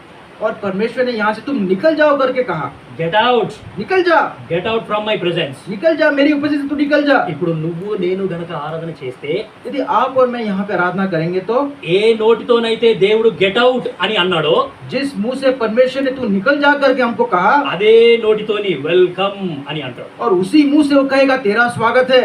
సో కాబట్టి మనం చాలా జాగ్రత్తగా ఉంటాం. इसीलिए बड़े ध्यान से हमें रहना है। ఆరాధనకి చాలా ప్రాముఖ్యత ఉంది. आराधना को बहुत ही प्रमुखता दी गई है। ఆరాధన అంటే కేవలం ఇక్కడికి వచ్చి చేయడం కాదు. आराधना के सिर्फ यहाँ के वो करना नहीं है, ప్రతిరోజు మనము దేవుణ్ణి ఆరాధన చేయాలి. हर दिन परमेश्वर की आराधना करनी है। సో కాబట్టి ఈ యొక్క మాటలు మనము గుర్తుపెట్టుకుంటాం. इन विषयों को हम ध्यान देंगे, स्मरण में ఆరాధన रखेंगे కొరకు కొన్ని లేఖన భాగాలు మనం చూస్తాం. और आराधना के कुछ वचन भाग को देखेंगे। సో ఇప్పటి వరకు చూసింది ఏంటంటే ఆరాధన వలన కలిగే లాభం ఏంటి, లేకపోతే ఆశీర్వాదాలు ఏంటి. अब तक हमने आराधना के पक्ष में आशीष क्या है, हम आराधना करने से हमें क्या लाभ मिलता है ये देखा है, ఆ సంగతి చూసాం. इस विषय को देखा। ఇప్పుడు మనం ఏం చేస్తామంటే చదువుకున్న లేఖన భాగానికి వస్తాం. अब हमने जो पढ़े हुए भाग को हम आएंगे, హెబ్రీయులకు రాసిన పత్రిక 7వ అధ్యాయము 24, 25 వచనాలు. और हिब्री को लिखी गई पत्रिका उसका 7, उसका 24 और 25। ఆ సార్వత్రిక సంఘానికి దేవుడు ఇచ్చిన వాగ్దానంలో ఒక వాగ్దానం మనం చదువుతున్నాం. और सार्वत्रिक कलीसिया का जो अभिवचन दिया गया है उस वचन को पढ़ेंगे। నేను చదువుతున్నాను 24, 25 గమనించండి. और 24 ఈయన నిరంతరము ఉన్నవాడు గనుక మార్పులేని యాజకత్వము కలిగినవాడాయను. ఈయన తన ద్వారా దేవుని యొద్దకు వచ్చువారి పక్షమున విజ్ఞాపనము చేయుటకు నిరంతరము జీవించుచున్నాడు గనుక వారిని సంపూర్ణముగా రక్షించుటకు శక్తిమంతుడై ఉన్నాడు. इब्रानी 7, 24 और 25 पढ़ता हूँ। पर ये युगान युग रहता है, इस कारण उसका याजक पद अटल है, इसलिए जो उसके द्वारा परमेश्वर के पास आते हैं वो उनका पूरा पूरा उद्धार कर सकता है, क्योंकि वह उनके लिए विनती करने को सर्वदा जीवित है। సో చేసే మనం ధ్యానించేది ఏంటి అంటే రక్షణ అనే పదాన్ని కొంచెం ధ్యానించడానికి ట్రై చేస్తాం. और इस उद्धार इस शब्द पे थोड़ा सा हम ध्यान मनन करेंगे। సో ఈ యొక్క రక్షణ అనే పదం మనకు అర్థం అవ్వడానికి इस उद्धार के शब्द को समझने के लिए బైబిల్లో కొన్ని ఎగ్జాంపుల్స్ తో ఈ యొక్క రక్షణని పోల్చినారు. और पवित्र शास्त्र में इस उद्धार के विषय में कुछ उदाहरण दिए गए हैं, మనము డైలీ యూజ్ చేసే వస్తువులే అవి. और हर दिन प्रतिदिन यूज करने वाली वस्तु ही है। ఆ యొక్క వస్తువుల యొక్క ప్రాముఖ్యత నీకు నాకు అర్థమైతే और उस वस्तु की जो प्रमुखता है, उसका इम्पोर्टेंस यदि आप हम समझेंगे तो, ఆ రక్షణ అంటే ఏంటో మీకు అర్థమైపోతుంది. और तो उद्धार क्या है हम समझ पाएंगे।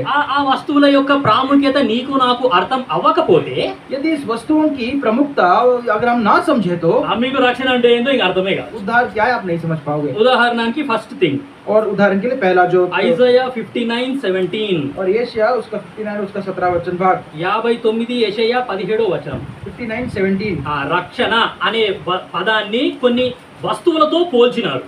और उद्धार को कुछ वस्तुओं से उसको वहाँ पे उसको उसका कंपैरिजन किया गया है। ఆ వస్తువు యొక్క ప్రాముఖ్యత నీకు నాకు అర్థమైతే రక్షణ అంటే ఏందో అర్థం అయినట్టే. और इस वस्तु की प्रमुखता यदि आप समझोगे तो उद्धार क्या है आप और मैं समझ पाएंगे। చూడండి 59:17 ఐజయా. और यशायाह की उसका 15 उसका 17 वचन भाग, నీతిని కవచముగా ఆయన ధరించుకొనెను, రక్షణను తల మీద శిరస్త్రాణముగా ధరించుకొనెను. उसने धर्म के को झीलन के समान पहन लिया और उसके सिर पर उद्धार का टोप रखा गया। ఆ రక్షణను తల మీద శిరస్త్రాణముగా ధరించుకొనెను. और इस उद्धार के सिर के ऊपर एक टोप के नाई से रखा गया।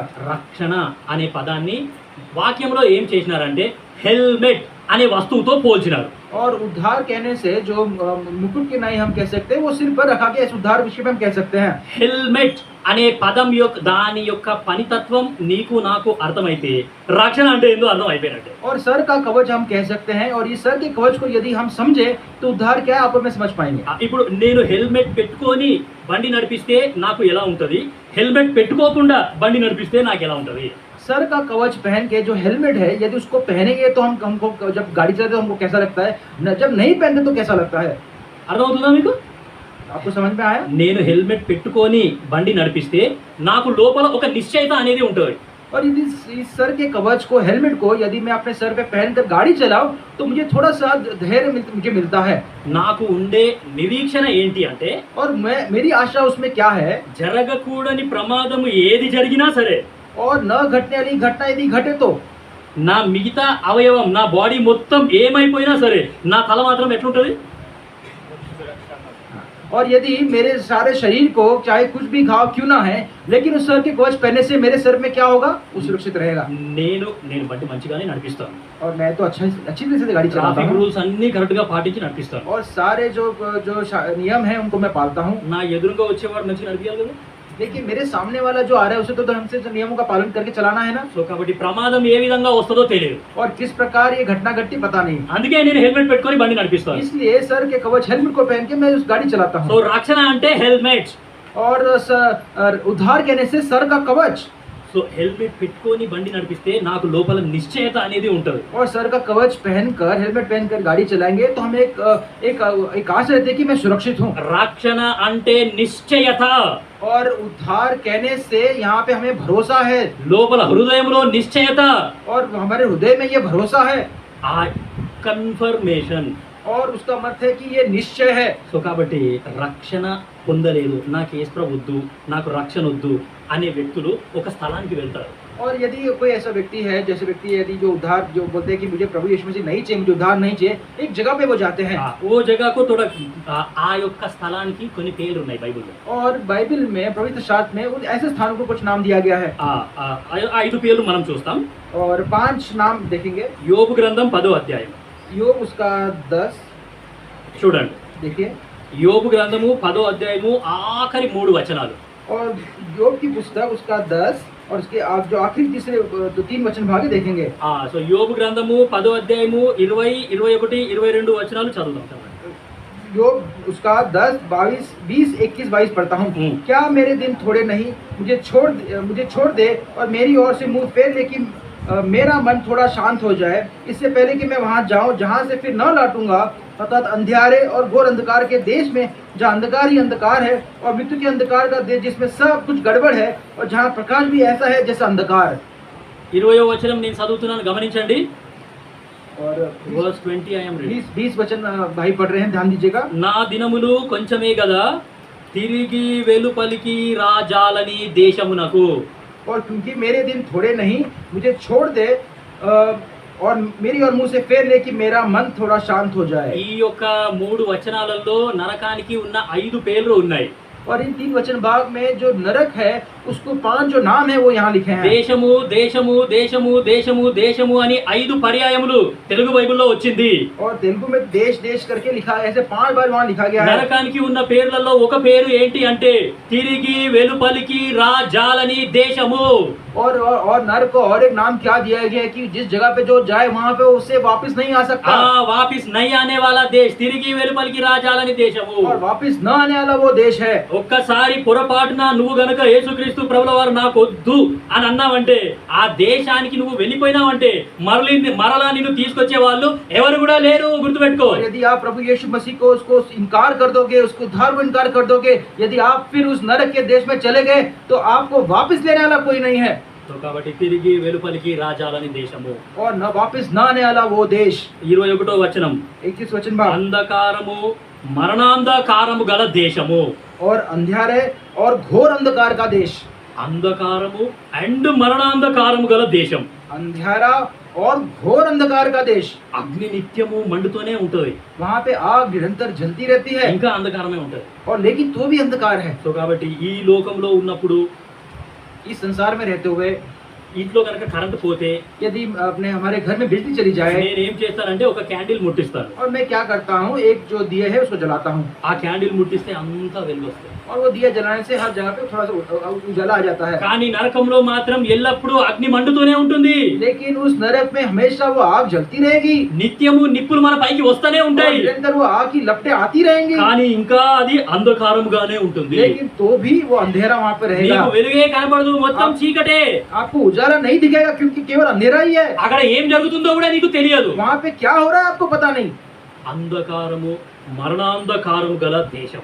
अंधेरा घोर अंधकार का देश। 22వ వచనం और 22 वचन भाग, కటిక చీకటి అయి గాఢాంధకారమయమైన దేశము. और मृत्यु के अंधकार का देश కటిక చీకటి. और घोर अंधकार, సో కాబట్టి గాఢాంధకారమయమైన దేశం. और अंधकार ही अंधकार का ये देश। లోపలికి వెళ్తూ ఉంటే ఇంకా అంధకారమే, ఇంకా చీకటే. जितना अंदर आप जाते रहोगे और घोर अंधेर और अंधेरा है। సో కాబట్టి అటువంటి దేశము నుండి నేను రక్షింపబడ్డాను అనే నిశ్చయత కలిగి ఉండడమే రక్షణ అంటే. और ऐसे देश से मैं बच गया हूँ, वो ही उद्धार है। సో 22వ వచనం 2వ లైన్ చదువుతున్నాను. భ్రమ పుట్టించు మరణాంధకార దేశమునకు. और 22 में हिंदी में लिखा है मृत्यु के अंधकार का देश।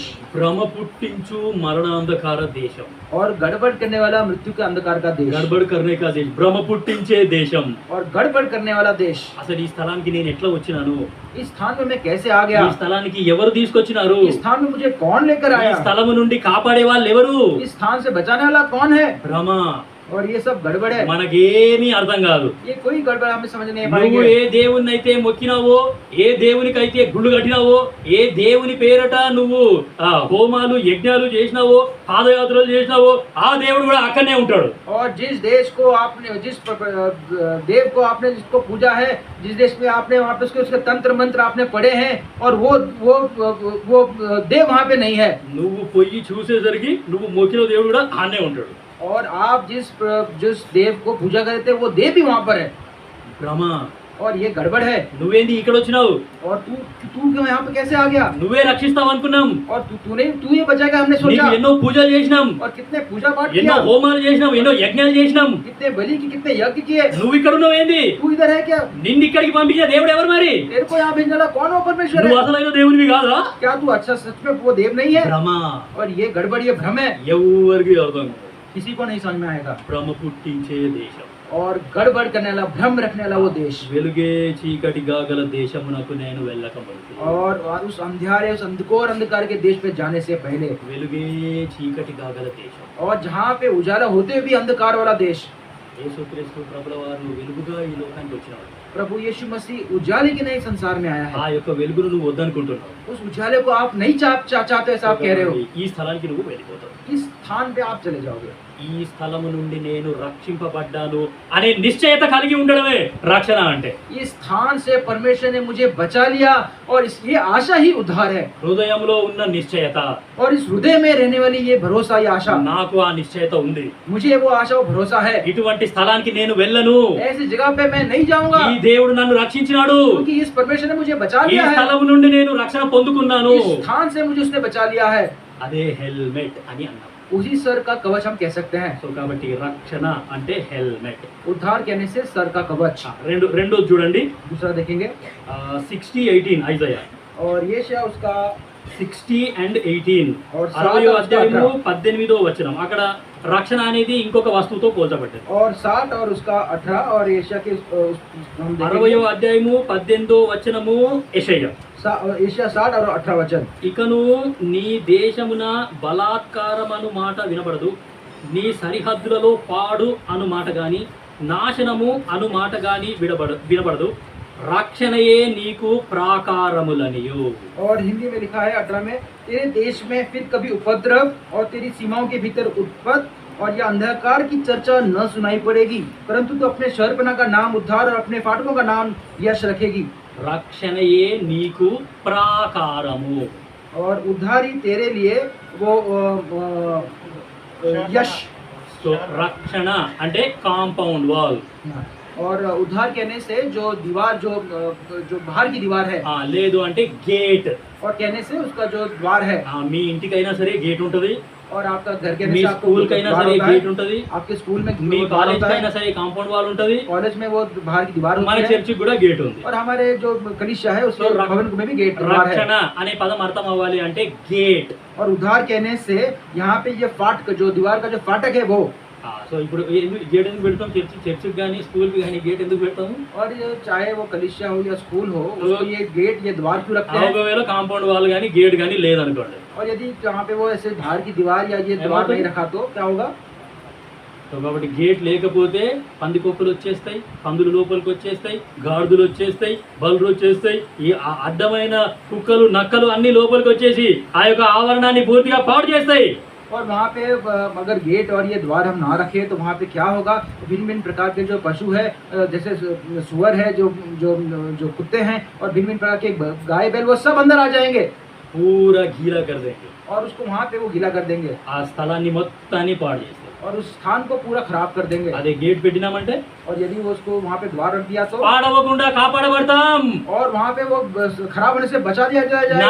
ఆత్మ పాడవ్వకుండా కాపాడబడింది అనే నిశ్చయత కలిగి ఉండడమే రక్షణ అంటే. और मेरी आत्मा को वो खराब नहीं होगी, यही आशा, ये भरोसा उद्धार है। సో కాబట్టి నేను రక్షణ పొందినాను అంటే ఈ లోక సంబంధమైన ఆచారాలు, లోక సంబంధమైన అలవాట్లు, లోక సంబంధమైన కార్యకలాపాలు నా హృదయం లోపలికి నేను రానివ్వను. Because there is a compound wall for my heart and for my soul. और उद्धार कहने से अर्थ यही है कि संसार की जो जो सारी रीति रिवाज है, इस संसार की सारी जो बुराई है, वो मेरे अंदर, मेरे हृदय के अंदर नहीं करेंगी, क्योंकि उस उद्धार ने वहाँ पे एक भारी दीवार को बनाया है। రక్షణ పొందిన వ్యక్తి అంటే లోపల ఆయనకు నిశ్చయత అనేది ఉంటది. నువ్వు రక్షణ పొందినవు కాబట్టి ఈ అపవిత్రమైనవన్నీ కూడా నీ లోపలికి రానివ్వకూడదు అనే నిశ్చయత లోపల ఖచ్చితంగా ఉంటది. क्योंकि आपने उद्धार पाया है, इसलिए आपको एक भरोसा होता है कि ये सारी जो अपवित्र चीज है, इसको मैं अंदर आने नहीं दूंगा, ये भरोसा होता है। సో కాబట్టి నా హృదయానికి, నా ఆత్మీయ జీవితానికి ఒక కాంపౌండ్ వాల్ ఉంది. इसीलिए मेरे आत्मिक जीवन को, मेरे उस आत्मा को एक भारी दीवार ने बचाए रखा है। కాబట్టి రక్షణ అర్థం అవ్వడానికి మనం చూసిన వస్తువు ఒకటి హెల్మెట్. और इस उद्धार के पक्ष में, उदाहरण के पक्ष में हमने ये देखा कि सबसे पहले सर का कवच, రెండవది కాంపౌండ్ వాల్, दूसरा जो बाहर की जो दीवार है, మూడవది तीसरा 60వ అధ్యాయము 10వ వచనము యెషయా 60:10.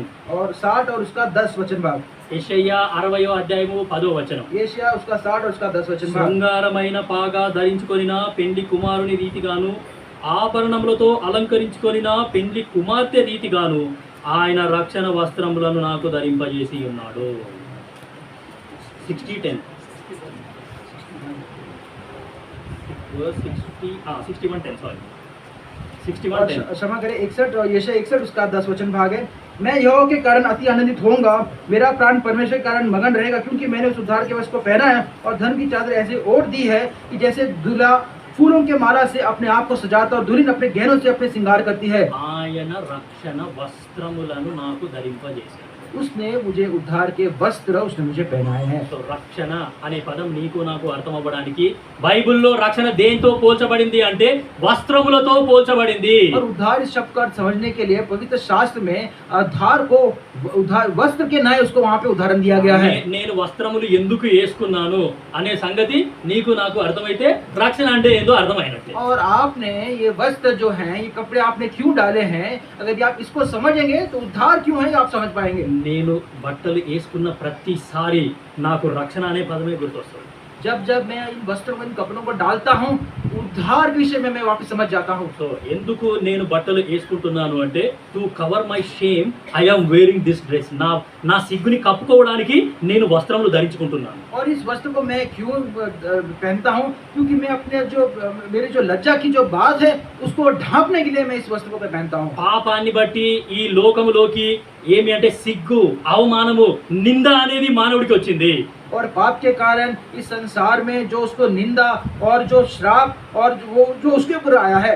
సో కాబట్టి ఆ యొక్క పాపాన్ని దేవుడు కప్పేసినాడు అనే నిశ్చయత కలిగి ఉండడమే రక్షణ. और इस पाप को परमेश्वर ने ढांप दिया है, वही उद्धार कहता है, నా कहलाता है। సిగ్గుని కప్పుకోవడానికి నేను వస్త్రములు ధరించుకుంటున్నాను. मेरे शर्म को, मेरी लज्जा को ढांपने के लिए जो वस्त्र है, అదే విధంగా యేసుక్రీస్తు ప్రభుల వారు చేసిన పని ఏంటి అంటే నా యొక్క పాపాన్ని మొత్తం ఆయన కప్పేసినాడు. और यही प्रभु यीशु मसीह ने वो जो कार्य किया है कि मेरे सारे पाप को उसने ढांप लिया। సో కాబట్టి ఆ పరలోకపు తండ్రి ఎప్పుడైతే నన్ను చూస్తాడో పైనుండి, और वो पवित्र जो परमेश्वर पिता है, जब मेरी ओर वो देखता है, ఆయన నన్ను చూసినప్పుడు ఆయనకు రక్షణ వస్త్రమే కనబడుతుంది కానీ ఇంకా మరి ఏది కనబడదు.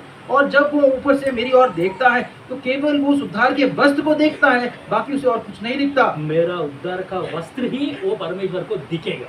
और मेरे उद्धार का वस्त्र ही वो परमेश्वर को दिखता है। ఎందుకంటే యేసు ప్రభు రక్షణ వస్త్రంతో నా హృదయంలో ఉన్న పాపాలన్నీ కూడా కప్పేసినాడు. और प्रभु यीशु मसीह ने उस उद्धार के वस्त्र से ही मेरे अंदर के पाप को ढांप लिया। సో కాబట్టి ఏమి అంటే రక్షణ అంటే వస్త్రములు. और उद्धार कहने से वस्त्र है। కాబట్టి ఈ వస్తువులన్నీ మనకు బాగా పరిచయం. और ये सारी जो वस्तुएं हमको अच्छी तरह से इनके बारे में पता है। కాబట్టి వీటి ప్రాముఖ్యత మనకు అర్థమైతే రక్షణ అంటే ఏంటో అర్థమైనట్టు. और इसका महत्व यदि हम जानेंगे तो उद्धार क्या है ये समझ पाएंगे। 62:1 और यशाया। यशाया 62 और उसका 1 నాలుగో సంగతి. और जो चौथा अंश है, రక్షణ అనే దాన్ని ఇంకొక వస్తువుతో అక్కడ పోల్చబడింది చూడండి. और उद्धार का और एक उदाहरण वहाँ पे और दिया गया है, 62:1 యెషయా. और यशाया 62 उसका 1 సియోను నీతి సూర్య కాంతి వలె కనబడు వరకు దాని రక్షణ దీపము వలె వెలుగుచుండు వరకు సియోను పక్షమందు నేను మౌనంగా ఉండను, యెరూషలేము పక్షమందు నేను ఊరకుండను. सिय्योन के निमित्त में चुप ना रहूंगा और यरूशलेम के निमित्त में चैन ना लूंगा जब तक कि उसकी धार्मिकता प्रकाश के समान और उसको उद्धार जलती हुई मशाल के समान दिखाई ना दे। రక్షణ అనే వస్తువు దీపముతో పోల్చబడింది. और उद्धार कहने से दिए के नए उसको वहाँ पे संबोधित किया गया है। కాబట్టి దీపము అనేది ఏం చేస్తుంది? और जो दिया जो उजाला है वो क्या करता है? కాబట్టి అది మనకు వెలుగునిస్తుంది. वो हमें उजाला देता है। అంతేకాకుండా అంధకారాన్ని పూర్తిగా తొలగించేస్తుంది. और जो मशाल हम कह सकते हैं वो मशाल जो है जब वो जलाया जाता है वो पूरे अंधकार को निकाल देता है। absence of darkness is nothing but light. और अंधकार का वहाँ पे अंधकार ना होने का अर्थ यही है कि वहाँ पे उजाला है। సో కాబట్టి దీపము అనేది ఏం చేసిందంటే నా హృదయంలో ఉన్న అంధకారాన్ని మొత్తాన్ని ఆ యొక్క రక్షణ అనే దీపం పూర్తిగా తొలగించేసింది. और ये मशाल वो क्या कहना कि मेरे अंदर यदि मशाल है तो वो वहाँ पे जो उद्धार का जो अंधियारा है उसे वो पूर्ण तरह से वो उजाले में बदल देती है। యేసుక్రీస్తు ప్రభుల వారిని నమ్మకన్న మునుపు నా జీవితం మొత్తం అంధకారంతోనే ఉంది. प्रभु यीशु मसीह पर विश्वास करने से पहले मेरा जीवन पूरे अंधियारे से भरा था। నేను చిన్నగా ఉన్నప్పటి నుండి ఇదే చర్చ్. और बचपन से ही इसी कलीसिया में మా ఇంట్లో గోడలకి మొత్తం ఇట్లనే వాక్యాలు ఉంటాయి. और हमारे घर में ऐसी रीति से ही वचन भाग है। సెల్ఫ్లలో బైబిల్లే ఉంటాయి. और जहाँ शेल्फ है जहाँ रखा है सामान रखा है वहाँ पे भी वचन भाग है। సెల్ఫ్లలో భక్తి అంటే బుక్సే ఉంటాయి, స్పిరిచువల్ బుక్సే ఉంటాయి, సాంగ్ బుక్సే ఉంటాయి. और जो वहाँ पे जो शेल्फ में जहाँ बुक्स रखते हैं वहाँ पे केवल आत्मिक पुस्तक ही है। సెల్ఫ్లలో బైబిల్స్, సెల్ఫ్లలో సియోన్ గీతములు, గోడల చుట్టూ దేవుని వాక్యాలు. और जहाँ शेल्फ में परमेश्वर के वचन भाग और वहाँ पे जो सियोन के गीत है वहाँ पे पवित्र साथ ही साथ चारों ओर है। అటువంటి పరిస్థితుల మధ్యలో నేను నా ఫ్రెండ్స్ని పిలుచుకొని మధ్యలో కూర్చొని హాయిగా బీర్ బాటిల్స్ ఇట్లా రౌండ్గా పెట్టుకొని ఆ వాక్యాల మధ్యలో తాగినాయి. और मैं अपने मित्रों के साथ में ये सारे अपवित्र चीज जो वहाँ पे पुस्तक रखे हुए थे उनके बीच में मैंने अपने जो मित्रों के साथ वहाँ पे मैंने मदिरा सेवन किया है। అంధకారం. वो अंधकार का दर्शाता है। అంధకారంలో ఉన్నప్పుడు నేను చేసిన పనులు ఇవన్నీ. और अंधकार में रहते हुए ये सारे कार्य मैंने किए हैं। దేవుని వాక్యం ఉంది అనే భయం లేకుండా స్మోకింగ్, డ్రింకింగ్, అన్ని చెడు అలవాట్లు అన్ని చేసినాను. ఆ స్థలంలోనే చేసినాను. और परमेश्वर का भय ना रखते हुए और जहाँ पे वो चाहे मदिरा पीना हो, धूम्रपान, ये सारे काम मैंने किए हैं। అంధకారం. अंधकार है। చిన్నగా ఉన్నప్పటి నుండి ఇదే చర్చ్, మళ్ళీ और बचपन से ही यही कलीसिया है। వేరే చర్చ్ వెళ్ళనే లేదు అసలు. दूसरी कलीसिया गए ही नहीं। అయినా సరే లోపల అంధకారం. और तो भी मन में अंधकार है। చిన్నగా ఉన్నప్పటి నుండి అందరు ఇవే మాటలు చెప్తున్నారు, రక్షణ, నిశ్చయత, నూతన జన్మ, మారు మనసు, పాప క్షమాపణ, అయినా అర్థం కాదు. और बचपन से ही बातों को सुनता हूँ, उद्धार के विषय में, भरोसे के विषय में और पाप क्षमा के विषय में, ये सारी बातें सुनता आया हूँ। ఎప్పుడు చూసినా మారు మనసు, ఎప్పుడు చూసినా రక్షణ, ఎప్పుడు చూసినా నూతన జన్మ, ఏ చర్చికి పోయినా, ఏ హెబ్రోన్ చర్చికి పోయినా అందరూ అదే చెప్తున్నారు కానీ అయినా అర్థం కాలేదు, అంధకారం లోపల.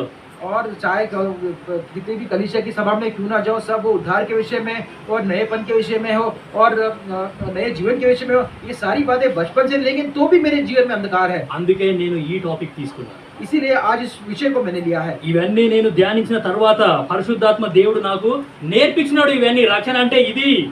और इन सब पर ध्यान करने के बाद पवित्र आत्मा ने मेरे को क्या सिखाया कि उद्धार कहने से क्या है, यही वह है। నా హృదయంలో ఉన్న అంధకారాన్ని ఈ దేవుడు పూర్తిగా తొలగించేశాడు. मेरे हृदय में जो अंधकार था इस परमेश्वर ने उसे पूरी तरह से निकाल दिया है। 2 సంవత్సరాలు నేను అసలు మందిరానికే వెళ్ళలేదు.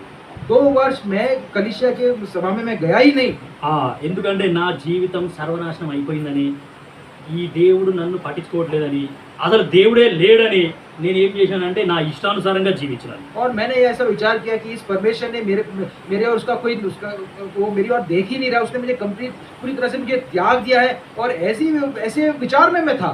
2 years నేను గుడ్ ఫ్రైడేకి కానీ, ఈస్టర్కి కానీ, క్రిస్మస్కి కానీ, వాచ్ నైట్ సర్వీస్కి కానీ, న్యూ ఇయర్లో వాగ్దానం కూడా తీసుకోలేదు. నేను అసలు చర్చికి వెళ్ళలేదు, పూర్తిగా మర్చిపోయినా నేను దేవుణ్ణి. और 2 वर्ष ना मैंने साल के अभिवचन, ना मैं क्रिसमस हो चाहे गुड फ्राइडे हो, और सारे मैं कलीसिया के समय में गया ही नहीं. 2 సంవత్సరాలు నేను వాగ్దానం కూడా తీసుకోలేదు. 2 वर्ष मैंने जो कलीसिया जो वार्षिक अभिवचन है वो नहीं लिया. సో మా ప్రాంతంలోనే 3 రోజుల ప్రత్యేక కూడికలు జరిగినాయి. और हमारे इस कलीसिया जहाँ पे जो जगह थी वहाँ पे 3 दिन जो है वो वहाँ पे सेवकाई थी. మా అమ్మ నాయన మా ఇంట్లో ఉన్న వాళ్ళందరూ ఆ ప్రత్యేక కూడికలకు వెళ్ళినారు, కానీ నేను ఒక్కనే వెళ్ళలేదు. और मेरे माता पिता मेरे सारे जो संबंधी है उस विशेष सभा के लिए वहाँ पर गए हैं. నాకొద్దు ఈ దేవుడు, लेकिन ये परमेश्वर मुझे नहीं నా चाहिए. జీవితం సర్వనాశనం అయిపోయింది, मेरा जीवन तो नाश हो गया है. నా జీవితం సర్వనాశనం చేసిన ఈ దేవుడు నాకు వద్దే వద్దు అసలు. जिस परमेश्वर ने मेरे जीवन को नाश किया, ये परमेश्वर मुझे चाहिए ही नहीं. కన్న తల్లిదండ్రితోని కూడా నేను కొట్లాడినాను, నేను చర్చికి రాను రాను రాను రాను అని. और माता पिता से मैंने अपने माता पिता से झगड़ा किया कि मैं नहीं आऊंगा, मैं नहीं आऊंगा, मैं नहीं आऊंगा. సో 2 రోజుల ప్రత్యేక కూడికలు అయిపోయినాయి. और जो 2 दिन जो विशेष सभा समाप्त हुई, లాస్ట్ 1 డే మిగిలిపోయింది. आखिरी का दिन जो रहा, మా అమ్మ మా నాయన నా దగ్గరికి వచ్చి, मेरे माता पिता मेरे पास आकर ఒక్కసారి రారా ప్లీజ్, एक बार तू आजा कहा. జస్ట్ ఒక హాఫ్ అన్ అవరే ఉండు, నీకు ఇష్టం లేకపోయినా సరే ఒక్క అర్ధ గంట వచ్చి కూర్చొని పో. और केवल आधे घंटे के लिए आ जाए, तुझे अगर तुझे उसके बाद इच्छा ना है तो तू चला जा. చాలా మంచిగా ఉంది, बहुत ही अच्छा वचन है, మంచిగా పాటలు పాడుతున్నారు, अच्छे गीत गाए जा ఆ रहे हैं, పాటల ద్వారానే దేవుడు మనల్ని దర్శిస్తున్నాడు. और ऐसे गीतों से परमेश्वर हमें दर्शन दे रहा है. చాలా మంచిగా వాక్యం చెప్తున్నారు. बहुत अच्छी तरह से वचन सुनाया जा रहा है. ఆ వాక్యాన్ని బట్టి మేము ఎంతో ఆశీర్వదింపబడ్డాం ఇప్పుడు ఈ 2 రోజులు. और इन वचन के बारे हम कितने आशीष हुए 2 दिनों में. బలవంతంగా నా చెయ్యి పట్టుకొని తీసుకొని పోయి కూర్చోబెట్టినారు అక్కడ. और जोर जबरदस्ती करते हुए मेरे हाथ को पकड़कर वहाँ पे मुझे लेकर गए మా हैं, నాన్న గుంజుకొని పోయి కూర్చోబెట్టినాడు అక్కడ. और वहाँ पे मेरे यहाँ जोर जबरदस्ती करके मुझे वहाँ पर बैठाया है. సో కాబట్టి అక్కడ కూర్చున్నాను, కానీ అక్కడ వాక్యం కూడా వినట్లేదు నేను. वहाँ बैठा तो हूँ, लेकिन वचन नहीं सुन रहा हूँ, ఆ దిక్కులు చూస్తూనే ఉన్నాను. और ये सब वचन भाग ही देख रहा हूँ. నా బాడీ ప్రెజెంట్ మైండ్ అబ్సెంట్ అన్నట్టున్నది నా और పరిస్థితి. वहाँ पे मेरा शरीर वहाँ पे उपस्थित, लेकिन मन मेरा वहाँ पे नहीं ऐसा है. అలాంటి పరిస్థితిలో ఉన్న నాకు కూడా దేవుడు ఒక వాక్యం చూపించాడు. और ऐसे परिस्थिति में वहाँ पे होते हुए भी परमेश्वर ने मुझे वचन दिया ఆ है. యొక్క ఆఖరి దినం రోజు యెషయా 44:21 నా హృదయాన్ని తాకింది. और वहाँ पे उस दिन वहाँ इस स्थान पे ये 44:21 ఐజాయా. उसका 44 उसका 21 वचन भाग परमेश्वर ने मुझे दिया है. యెషయా 44:21 వచనం నా హృదయాన్ని తాకింది. और एशिया उसका 44 उसका 21 वचन भाग मुझे परमेश्वर मेरे मन को छेल दिया है. ఆ యొక్క మాటను బట్టి నేను మరలా క్రీస్తులోకి సమకూర్చబడ్డాను. और इस वचन के बातों से वापस मैं प्रभु यीशु मसीह में आ गया. యెషయా 44:21 और एशिया उसका 44 उसका 21 యాకోబు ఇశ్రాయేలు వీటిని జ్ఞాపకము చేసుకొనుము, నీవు నా సేవకుడవు, నేను నిన్ను నిర్మించితిని. ఇశ్రాయేలు నీవు నాకు సేవకుడవై ఉన్నావు, నేను నిన్ను మరచిపోజాలను. हे याकूब, हे इज़राइल, इन बातों को स्मरण कर, तू मेरा दास है, मैंने तुझे रचा है. हे इज़राइल, तू मेरा दास है, मैं तुझको न भूलूंगा. నేను నిన్ను మరచిపోజాలను, मैं तुझको न भूलूंगा. నేను నిన్ను మరచిపోజాలను అనే మాట నా హృదయాన్ని తాకింది. मैं तुझको ना भूलूंगा. इस बात को मेरे मन में उसने छील दिया है. అసలు ఆ మాట నా హృదయంలోకి ఎలా వచ్చిందో కూడా తెలియదు. ये बात मेरे हृदय में कैसे है ये भी मुझे पता नहीं. నేను నిన్ను మర్చిపోజాలను, నేను నిన్ను మర్చిపోజాలను, నేను నిన్ను మర్చిపోవట్లేదు. ఆ మాటనే నా లోపల తిరుగుతా ఉంది. मैं तुझे ना भूलूंगा, मैं तुझे ना भूलूंगा, मैं तुझे ना भूलूंगा. ये बात निरंतर मेरे मन में घूमती रही. నువ్వు నన్ను మర్చిపోయినావు. तू मुझे भूल गया. 2 సంవత్సరాలు నా ఇంటికి రాలేదు. 2 वर्ष तू मेरे कलीसिया की 2 సంవత్సరాలు నన్ను ఆరాధన చేయలేదు. 2 वर्ष तूने मेरी आराधना नहीं की 2 है. సంవత్సరాలు పాటలు పాడలేదు. 2 वर्ष तूने मेरे गीत नहीं गाए हैं. 2 సంవత్సరాలు నువ్వు వాక్యం చదవలేదు. 2 वर्ष तूने वचन को पढ़ा नहीं है. 2 సంవత్సరాలు నువ్వు ప్రార్థన చేయలేదు. 2 वर्ष तूने प्रार्थना नहीं किया है. 2 సంవత్సరాలు నువ్వు నాకు దూరం అయిపోయినావు. 2 वर्ष तू मेरे से बहुत दूर चला गया. అయినా సరే నేను నిన్ను మరచిపోవట్లేదు. मैं तुझे नहीं भूला हूँ. నువ్వు నా జ్ఞాపకాలలో ఉన్నావు. तू मेरे स्मरण में है. ఈ మాట నా హృదయాన్ని తాకింది. ये बात मेरे मन को छू गई। లోకంలో ఉన్న వాళ్ళందరూ నిన్ను నన్ను మర్చిపోతారు కానీ ఈ దేవుడు మాత్రం నిన్ను నన్ను మర్చిపోడు. ये संसार के सारे लोग आपको भूल जाएंगे, लेकिन ये परमेश्वर आपको मुझको नहीं भूलेगा। నేను నిన్ను మర్చిపోలేదు, मैं तुझको नहीं भूला हूँ, నేను నీతోనే ఉన్నాను. मैं तेरे साथ ही हूँ। నువ్వు నా సేవకునివి, तू मेरा दास है, నువ్వు యాకోబువే, तू याकूब है, నువ్వు మోసగాడివే, तू मूसा है, అయినా సరే నువ్వు నా సేవకునివి. तो भी तू मेरा दास है। నా సేవకులని నేను మర్చిపోజాలను, मेरे दास को मैं नहीं भूलता, నా హృదయంలో నుండి వాళ్ళని నేను తీసేయలేను. अपने हृदय से मैं उनको नहीं निकाल सकता। నువ్వు ఎంతో హాయిగా నా మందిరాన్ని నా వాక్యాన్ని నీ హృదయంలోంచి తీసేసినావు. तूने बड़े आराम से अपने मेरे वचन को, मेरे मंदिर को तूने अपने दिल से निकाल दिया। అయినా సరే నా మైండ్ లో నుండి నా హార్ట్ లో నుండి నేను నిన్ను తీసేయలేదు. నేను నిన్ను మర్చిపోలేకపోతున్నాను. लेकिन तुझे मैंने अपने हृदय से, मेरे अपने मन से मैं तुझे नहीं भूला हूँ। అంతటి గాఢమైన ప్రేమ ఈ దేవుడు నీ పట్ల నా పట్ల కలిగి ఉన్నాడు. और ऐसे गहराई से प्रेम करने वाला परमेश्वर आपको और मुझे प्रेम करता है, ఆయన యొక్క జ్ఞాపకాలలో నుండి మనల్ని తీసేయలేకపోతున్నాడు ఆయన. और उसके स्मरण से, उसकी याद से वो परमेश्वर हमें नहीं निकाल पा रहा है। तो हम उसके यादों में ఆయన జ్ఞాపకాలలో మనల్ని పెట్టుకున్నాడు. और उसके विचार, उसके यादों में वो परमेश्वर ने हमको रखा है। సో కాబట్టి ఈ మాట నా హృదయాన్ని తాకింది. ये वचन मेरे हृदय को उसने छुआ है। వెంటనే అక్కడే మోకరించి, ప్రభువా నువ్వు ఎంత మంచి దేవునివి, ఇటువంటి దేవుణ్ణి విడిచిపెట్టి లోకంలో ఇష్టం వచ్చినట్టు తిరిగినందుకు దయచేసి నన్ను క్షమించు అని నేను దేవుని క్షమాపణ కోరిన. और वहाँ पे मैंने परमेश्वर इस बात का क्षमापण किया, परमेश्वर तू कितना अच्छा है, तू कितना भला है, इस संसार की बातों में 2 वर्ष मैंने निकाल दिए, तू मुझे क्षमा कर। దేవుడు నన్ను క్షమించాడు. परमेश्वर ने मुझे क्षमा किया, దేవుడు నన్ను మరలా సమకూర్చినాడు. परमेश्वर ने मुझे वापस ले लिया, మరలా ఆయన స్వరం వినడం నేను స్టార్ట్ చేసినాను. वापस उसकी आवाज को सुनना मैंने सीख लिया। రోమీయులకు రాసిన పత్రిక 8వ అధ్యాయము 3వ వచనంలో రాయబడ్డది. और रोमी को लिखी गई पत्रिका 8:3 और उसके 8 और 3 में ये लिखा गया है, పాప పరిహారార్థము నిమిత్తము దేవుడు తన సొంత కుమారుని పాప శరీరాకారముతో పంపి ఆయన శరీరమందు పాపములకు శిక్ష విధించెను. और अतः अपने ही पुत्र के पाप में शरीर की समानता में और पाप बलि होने के लिए भेजकर शरीर में पाप पर दंड की आज्ञा दी। నువ్వు నేను చేసిన పాపాలన్నీ కూడా యేసుక్రీస్తు ప్రభుల వారి శరీరం మీదకి వెళ్ళిపోయినాయి. और आपने और मैंने जो पाप किया है, प्रभु यीशु मसीह के शरीर पे वो पाप उसके ऊपर वो दंड चढ़ गया। ఆ యొక్క శరీరాన్ని కొరడాలతో కొట్టడం ద్వారా, और उसके शरीर को कोड़े से मारने के द्वारा, ఆ యొక్క చేతులకి కాళ్ళని మేకులతో పొడవడం ద్వారా, उसके हाथ और पाँव में कीड़े ठोकने के द्वारा, పక్కలో బల్లెం పొడవడం ద్వారా, और बाजू में वो उसको छेदने के द्वारा, తలపైన ముళ్ళ కిరీటం పెట్టబడడం ద్వారా, और उस सर के ऊपर कांटों का मुकुट डालने के द्वारा నా పాపానికి శిక్ష విధించేసినాడు దేవుడు. और मेरे पाप की शिक्षा को उसने वहाँ पे सहन कर लिया। ఎందుకు యేసు ప్రభుని అంత భయంకరంగా కొట్టినారు అంటే నాకు తెలిసిన వచనం అది. మీరు మళ్ళీ చదవండి, అర్థమవుతుంది మీకు. और क्यों प्रभु यीशु मसीह को इतने भयंकर रीति से वहाँ पे वो मारा गया, आप वचन पढ़ेंगे तो आप उसको समझेंगे। పాప పరిహారార్థము నిమిత్తము దేవుడు తన సొంత కుమారుని పాప శరీరాకారముతో పంపి ఆయన శరీరమందు పాపానికి శిక్ష విధించినాడు. और पाप के दंड की आज्ञा के कारण प्रभु यीशु पिता ने उसने प्रभु अपने एक पुत्र को ये पाप के इस शरीर में रहते हुए इस पाप के दंड को सहने के लिए भेज दिया। నువ్వు నేను చేసిన పాపాలన్నీ యేసుక్రీస్తు ప్రభుల వారి శరీరం మీద వెళ్ళిపోయాయి. और आप और हम जो ऐसे पाप करने वाले, हम सब उस परमेश्वर के उस शरीर, प्रभु यीशु मसीह के शरीर में हम चले गए। యేసుక్రీస్తు ప్రభుల వారిని కొట్టడం ద్వారా, प्रभु यीशु मसीह के उस मारने के द्वारा, कोड़े खाने के द्वारा, ఆ యొక్క రక్తం మొత్తం బయటికి వచ్చింది. और वो जो सारा लहू है वो बाहर आ गया। ఆ రక్తం అనేది ఏం చేసిందంటే ఆయన శరీరం మీద ఉన్న నా పాపాలన్నిటినీ తుడిచేసింది. और उस शरीर के ऊपर जो मेरे पाप थे और उस लहू के बाहर आने के द्वारा वो सब चले गए। సిలువలోనే యేసుక్రీస్తు ప్రభుల వారు నన్ను క్షమించినాడు. और कलवरी क्रूस पर ही प्रभु यीशु मसीह ने मुझे क्षमा कर दिया। సిలువలోనే యేసుక్రీస్తు ప్రభుల వారు నా పాపానికి శిక్ష విధించేసినాడు. और उस क्रूस पे प्रभु यीशु मसीह ने मेरे जो पाप के दंड को उसने पूरा कर दिया। సిలువలోనే యేసుక్రీస్తు ప్రభుల వారు నన్ను అంగీకరించినాడు. और उस क्रूस पे प्रभु यीशु मसीह ने मुझे स्वीकार लिया।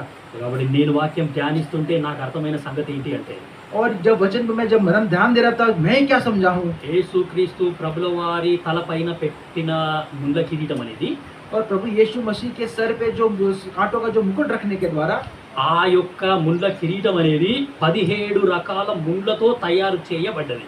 17 kinds of thorns were used to prepare that crown of thorns which was kept on the head of the Lord Jesus और Christ. प्रभु यीशु मसीह के जो सिर के ऊपर जो कांटों का जो मुकुट जो रखा गया था, मैं ये विश्वास करता हूँ कि 17 जो कांटों के वहाँ पे जो मुकुट से वो बनाया गया था। 17 రకాల ముళ్ళతో తయారు చేయబడ్డది. और 17 कांटों से उस मुकुट को तैयार किया गया। నాకు అర్థం కాని విషయం ఏంటంటే और जो मैं नहीं समझता वो विषय ఆ है, యొక్క ముళ్ళ కిరీటాన్ని ఎవరైతే తయారు చేసినారో और जिस इस कांटों के मुकुट को जिसने तैयार किया, ఆ తయారు చేసేటప్పుడు చేతికి ముళ్ళు గుచ్చుకున్నదా గుచ్చుకోలేదా? और जब ये कांटों का मुकुट जब तैयार कर रहे थे, क्या ये कांटे उसको उसने छेद किया या नहीं किया? మరి నీ చేతికి ముళ్ళు గుచ్చుకున్నప్పుడు నీకే అంత బాధ, అంత నొప్పి, అంత వేదన ఉంటే यदि आपको यदि कोई कांटा यदि आपको चुभे तो आपको कितना वहाँ पे दर्द होता है। ఆ యొక్క ముళ్ళ కిరీటాన్ని తీసుకొని వెళ్ళి నువ్వు యేసుక్రీస్తు ప్రభుల వారి తల మీద పెడుతుంటే ఆయనకి ఎంత నొప్పి ఉంటది? और ये जो कांटों का दर्द प्रभु यीशु मसीह के सिर पे जब रखा जा रहा था, तो प्रभु यीशु मसीह को कितना वो दर्द हुआ होगा। ఎంతో గొప్ప నొప్పిని యేసుక్రీస్తు ప్రభుల వారు నీ కొరకు నా కొరకు భరించినాడు. इतने ऐसे दर्द को भयानक दर्द को प्रभु यीशु ने मेरे लिए और आपके लिए मेरे लिए सहा है। నిన్నటి దినాన మీటింగ్ అయిపోయిన తర్వాత నేను ఇక్కడ యంగ్ బాయ్స్ తో మాట్లాడినాను. और कल की जो शाम सभा होने के बाद में जवान भाइयों से मैं बात कर रहा था, వాళ్ళకి డాక్టర్ లూక్ వైద్యుడైన లూకా గురించి చెప్పినాను. और जो लूका है उसके विषय में मैंने कहा। సో కాబట్టి మనం ఆలోచించేది ఏంటంటే యేసుక్రీస్తు ప్రభుల వారు సిలువలో చనిపోయినాడు. और हम यदि वैसा दृश्य रखें, विचार रखें कि प्रभु यीशु मसीह उस क्रूस पे वहाँ पे मृत्यु पाया है, ఆ యొక్క యేసుక్రీస్తు ప్రభుల వారి డెడ్ బాడీ అనేది లూకా గారి దగ్గరికి తీసుకొని వెళ్ళినారు. और उसका जो प्रभु यीशु मसीह का जो शव है, जो शरीर का शव है, लूका के सामने लेकर गए हैं। సో కాబట్టి లూకా గారికి చెప్పింది ఏంటి అంటే, और लूका से क्या कहा गया? లూకా గారు మన దగ్గరికి ఒక డెడ్ బాడీ వచ్చింది, మీరు డాక్టర్ కదా దానికి పోస్ట్ మార్టం చేయాలి. और लूका भाई, ये जो शव है ये आपके सामने हम लाकर आने, इसका जो पोस्टमार्टम है वो आप करिए।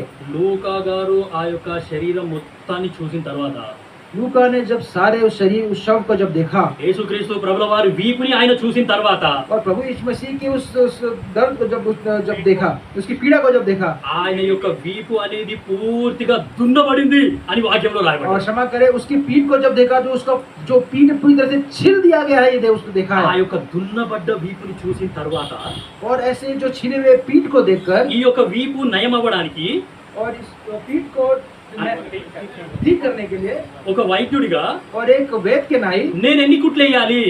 और कितने Stitches. बार उसको सीलना होगा, उसके शरीर को सीलना होगा। 1000 కుట్లు వేస్తే ఆ యొక్క వీపు నయం అవుతుందా? और यदि वो सीलने से क्या वो पीठ जो है वो ठीक हो जाएगी? 10,000 కుట్లు వేస్తే ఆ యొక్క వీపు నయం అవుతుందా? 10,000 बार यदि उसको सील दे, उस शरीर के शव सील दे, तो क्या वो ठीक हो ఒక जाएगा? వైద్యుడిగా నేను 1,00,000 కుట్లు వేయాలనా ఆ యొక్క వీపుకి? क्या एक वैद्य की न्याय, क्या मुझे 1,00,000 बार उसको सीलना होगा? దున్ను వారికి నా వీపును అప్పగించి తిని అని రాయబడ్డది బైబిల్లో.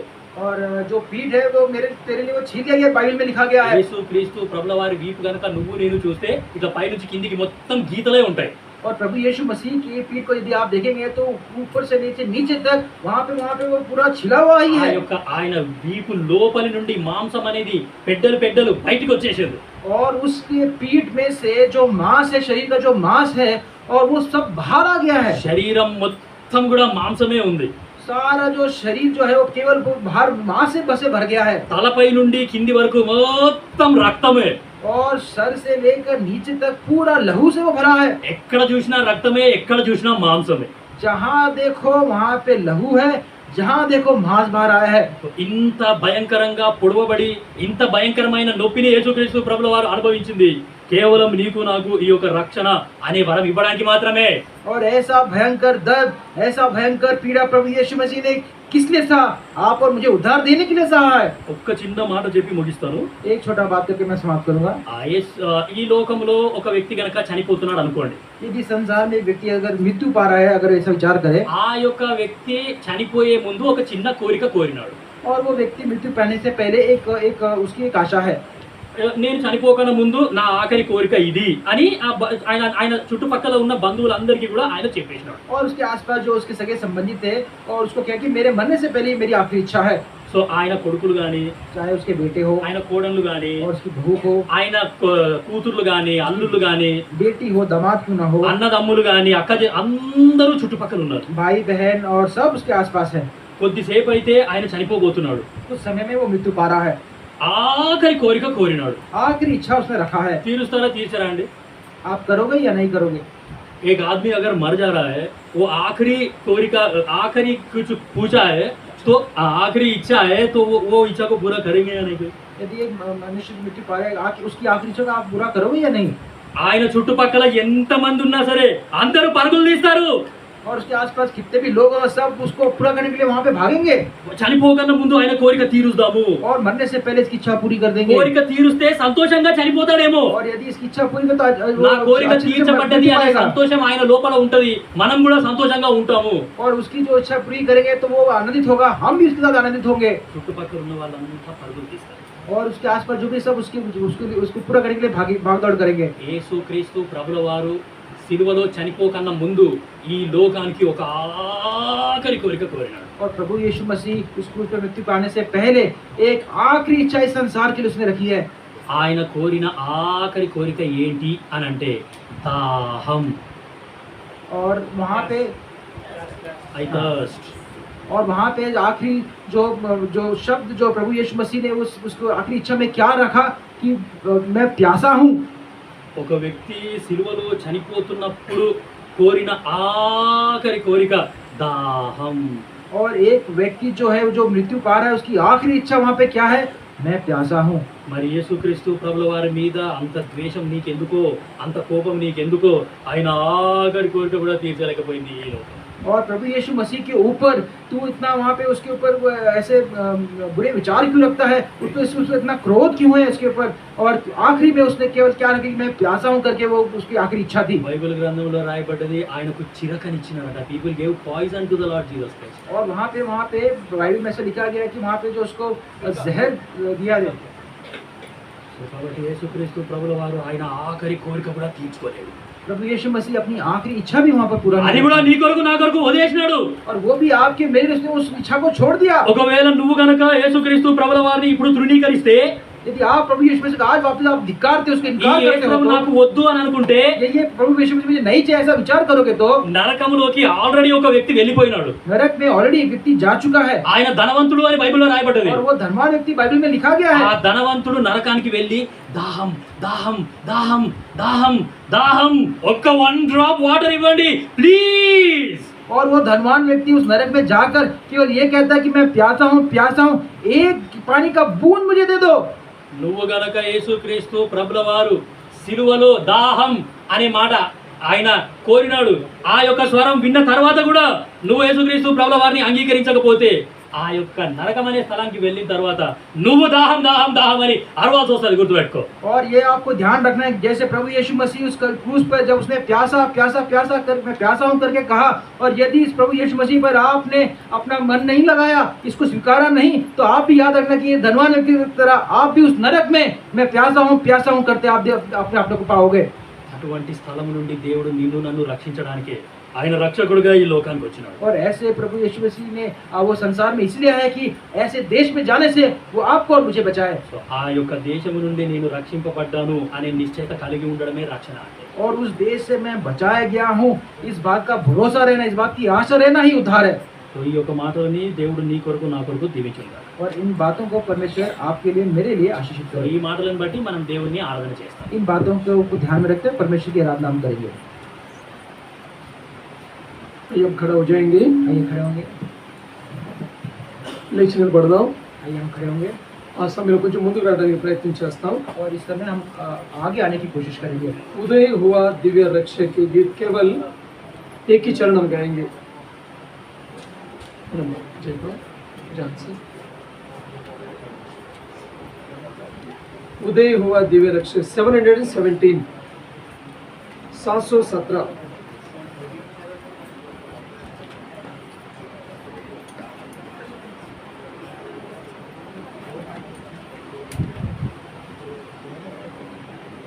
पहले चरण केवल गाएंगे। 717 उदय हुआ दिव्य रक्षक घोर अंधकार के इस लोक में महिमा यीशु उदय हुआ उद्धार की ज्योति देने को। केवल पहले चरण हम गाएंगे। 717 తెలుగులో 268 పాతది 228 కొంచెం ముందుకు రావాలా అన్నోళ్ళ మీ దగ్గరికి వచ్చి మరి రిక్వెస్ట్ చేస్తున్నప్పుడు కొంచెం ముందు రావడానికి ప్రయత్నం చేయండి బ్రదర్స్ కానీ సిస్టర్స్ కానీ ब्रदर्स भी कुछ आगे आने के लिए भी कोशिश करिए। 717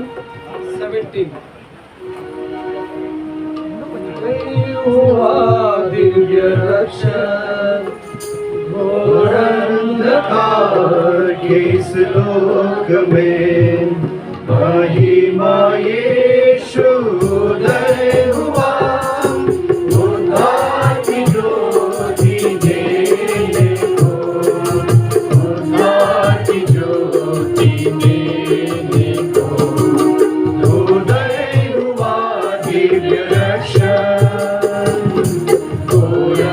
अंधकार में दीपक बिना हम कई बार गिर रहे थे। घोर अंधकार में दीपक बिना हम कई बार गिर रहे थे। दुख और निराशा में यात्री गण सब मार्ग से भटके हुए थे। दुख और निराशा में यात्री गण सब मार्ग से भटके हुए थे। मार्गदर्शी होकर उनको चलाया, मार्गदर्शी होकर उनको चलाया, प्रभु के पास लाया। दिव्य रक्षक वो होता सिखाया, उदय हुआ धरती पर। दिव्य रक्षक वो होता सिखाया, उदय हुआ धरती पर। उदय हुआ दिव्य रक्षक, घोर अंधकार इस लोक में।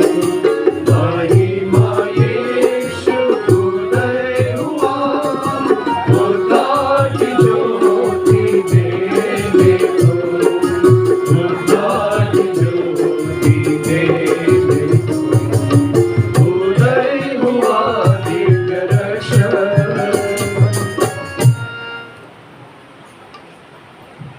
రండి మనం త్వరగా ఆరాధన ప్రవేశిస్తాం. आइए तुरंत आराधना में प्रवेश करेंगे।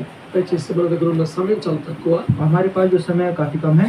ఆయనను మరి ప్రేమతో రిక్వెస్ట్ చేస్తున్నా, ఎక్కువ సమయం తీసుకోకుండా ఒక్క నిమిషము, మరి అంతకంటే ఎక్కువ సమయం తీసుకోవద్దని ప్రేమతో మనం और बड़े చేస్తున్నాం. प्रेम से विनती करता हूँ, 1 मिनट से ज्यादा समय न लेते हुए आप आराधना करें మరి ప్రియులారా, వాక్యాన్ని ఆధారం చేసుకుని మాత్రం ఆరాధన చేస్తాం. और वचन को आधारित रखते हुए हम आराधना మన करेंगे। సొంత ఆరాధన లేదో మరి బట్టి కొట్టిన ఆరాధన, ఇంతకుముందు నేర్చుకున్న ఆరాధన లాంటి మనం ఏం చేయొద్దు. और हम अपने स्वयं की आराधना और इसके पहले जो सीखी हुई आराधना को हम नहीं करेंगे। ఈ రోజు దేవుడు ఏదైతే ఆత్మద్వారం అంతా మాట్లాడినాడో ఆ విషయాలు ఒక్క మాట తీసుకుని మనం ఆరాధనలో ప్రవేశిస్తాం. और परमेश्वर ने आत्मा के द्वारा आपसे मुझसे जो बात किया, इन आत्मिक अंश को रखते हुए हम आराधना करेंगे। ఒక సహోదరుడు ఆరాధన ఆరంభిస్తారు.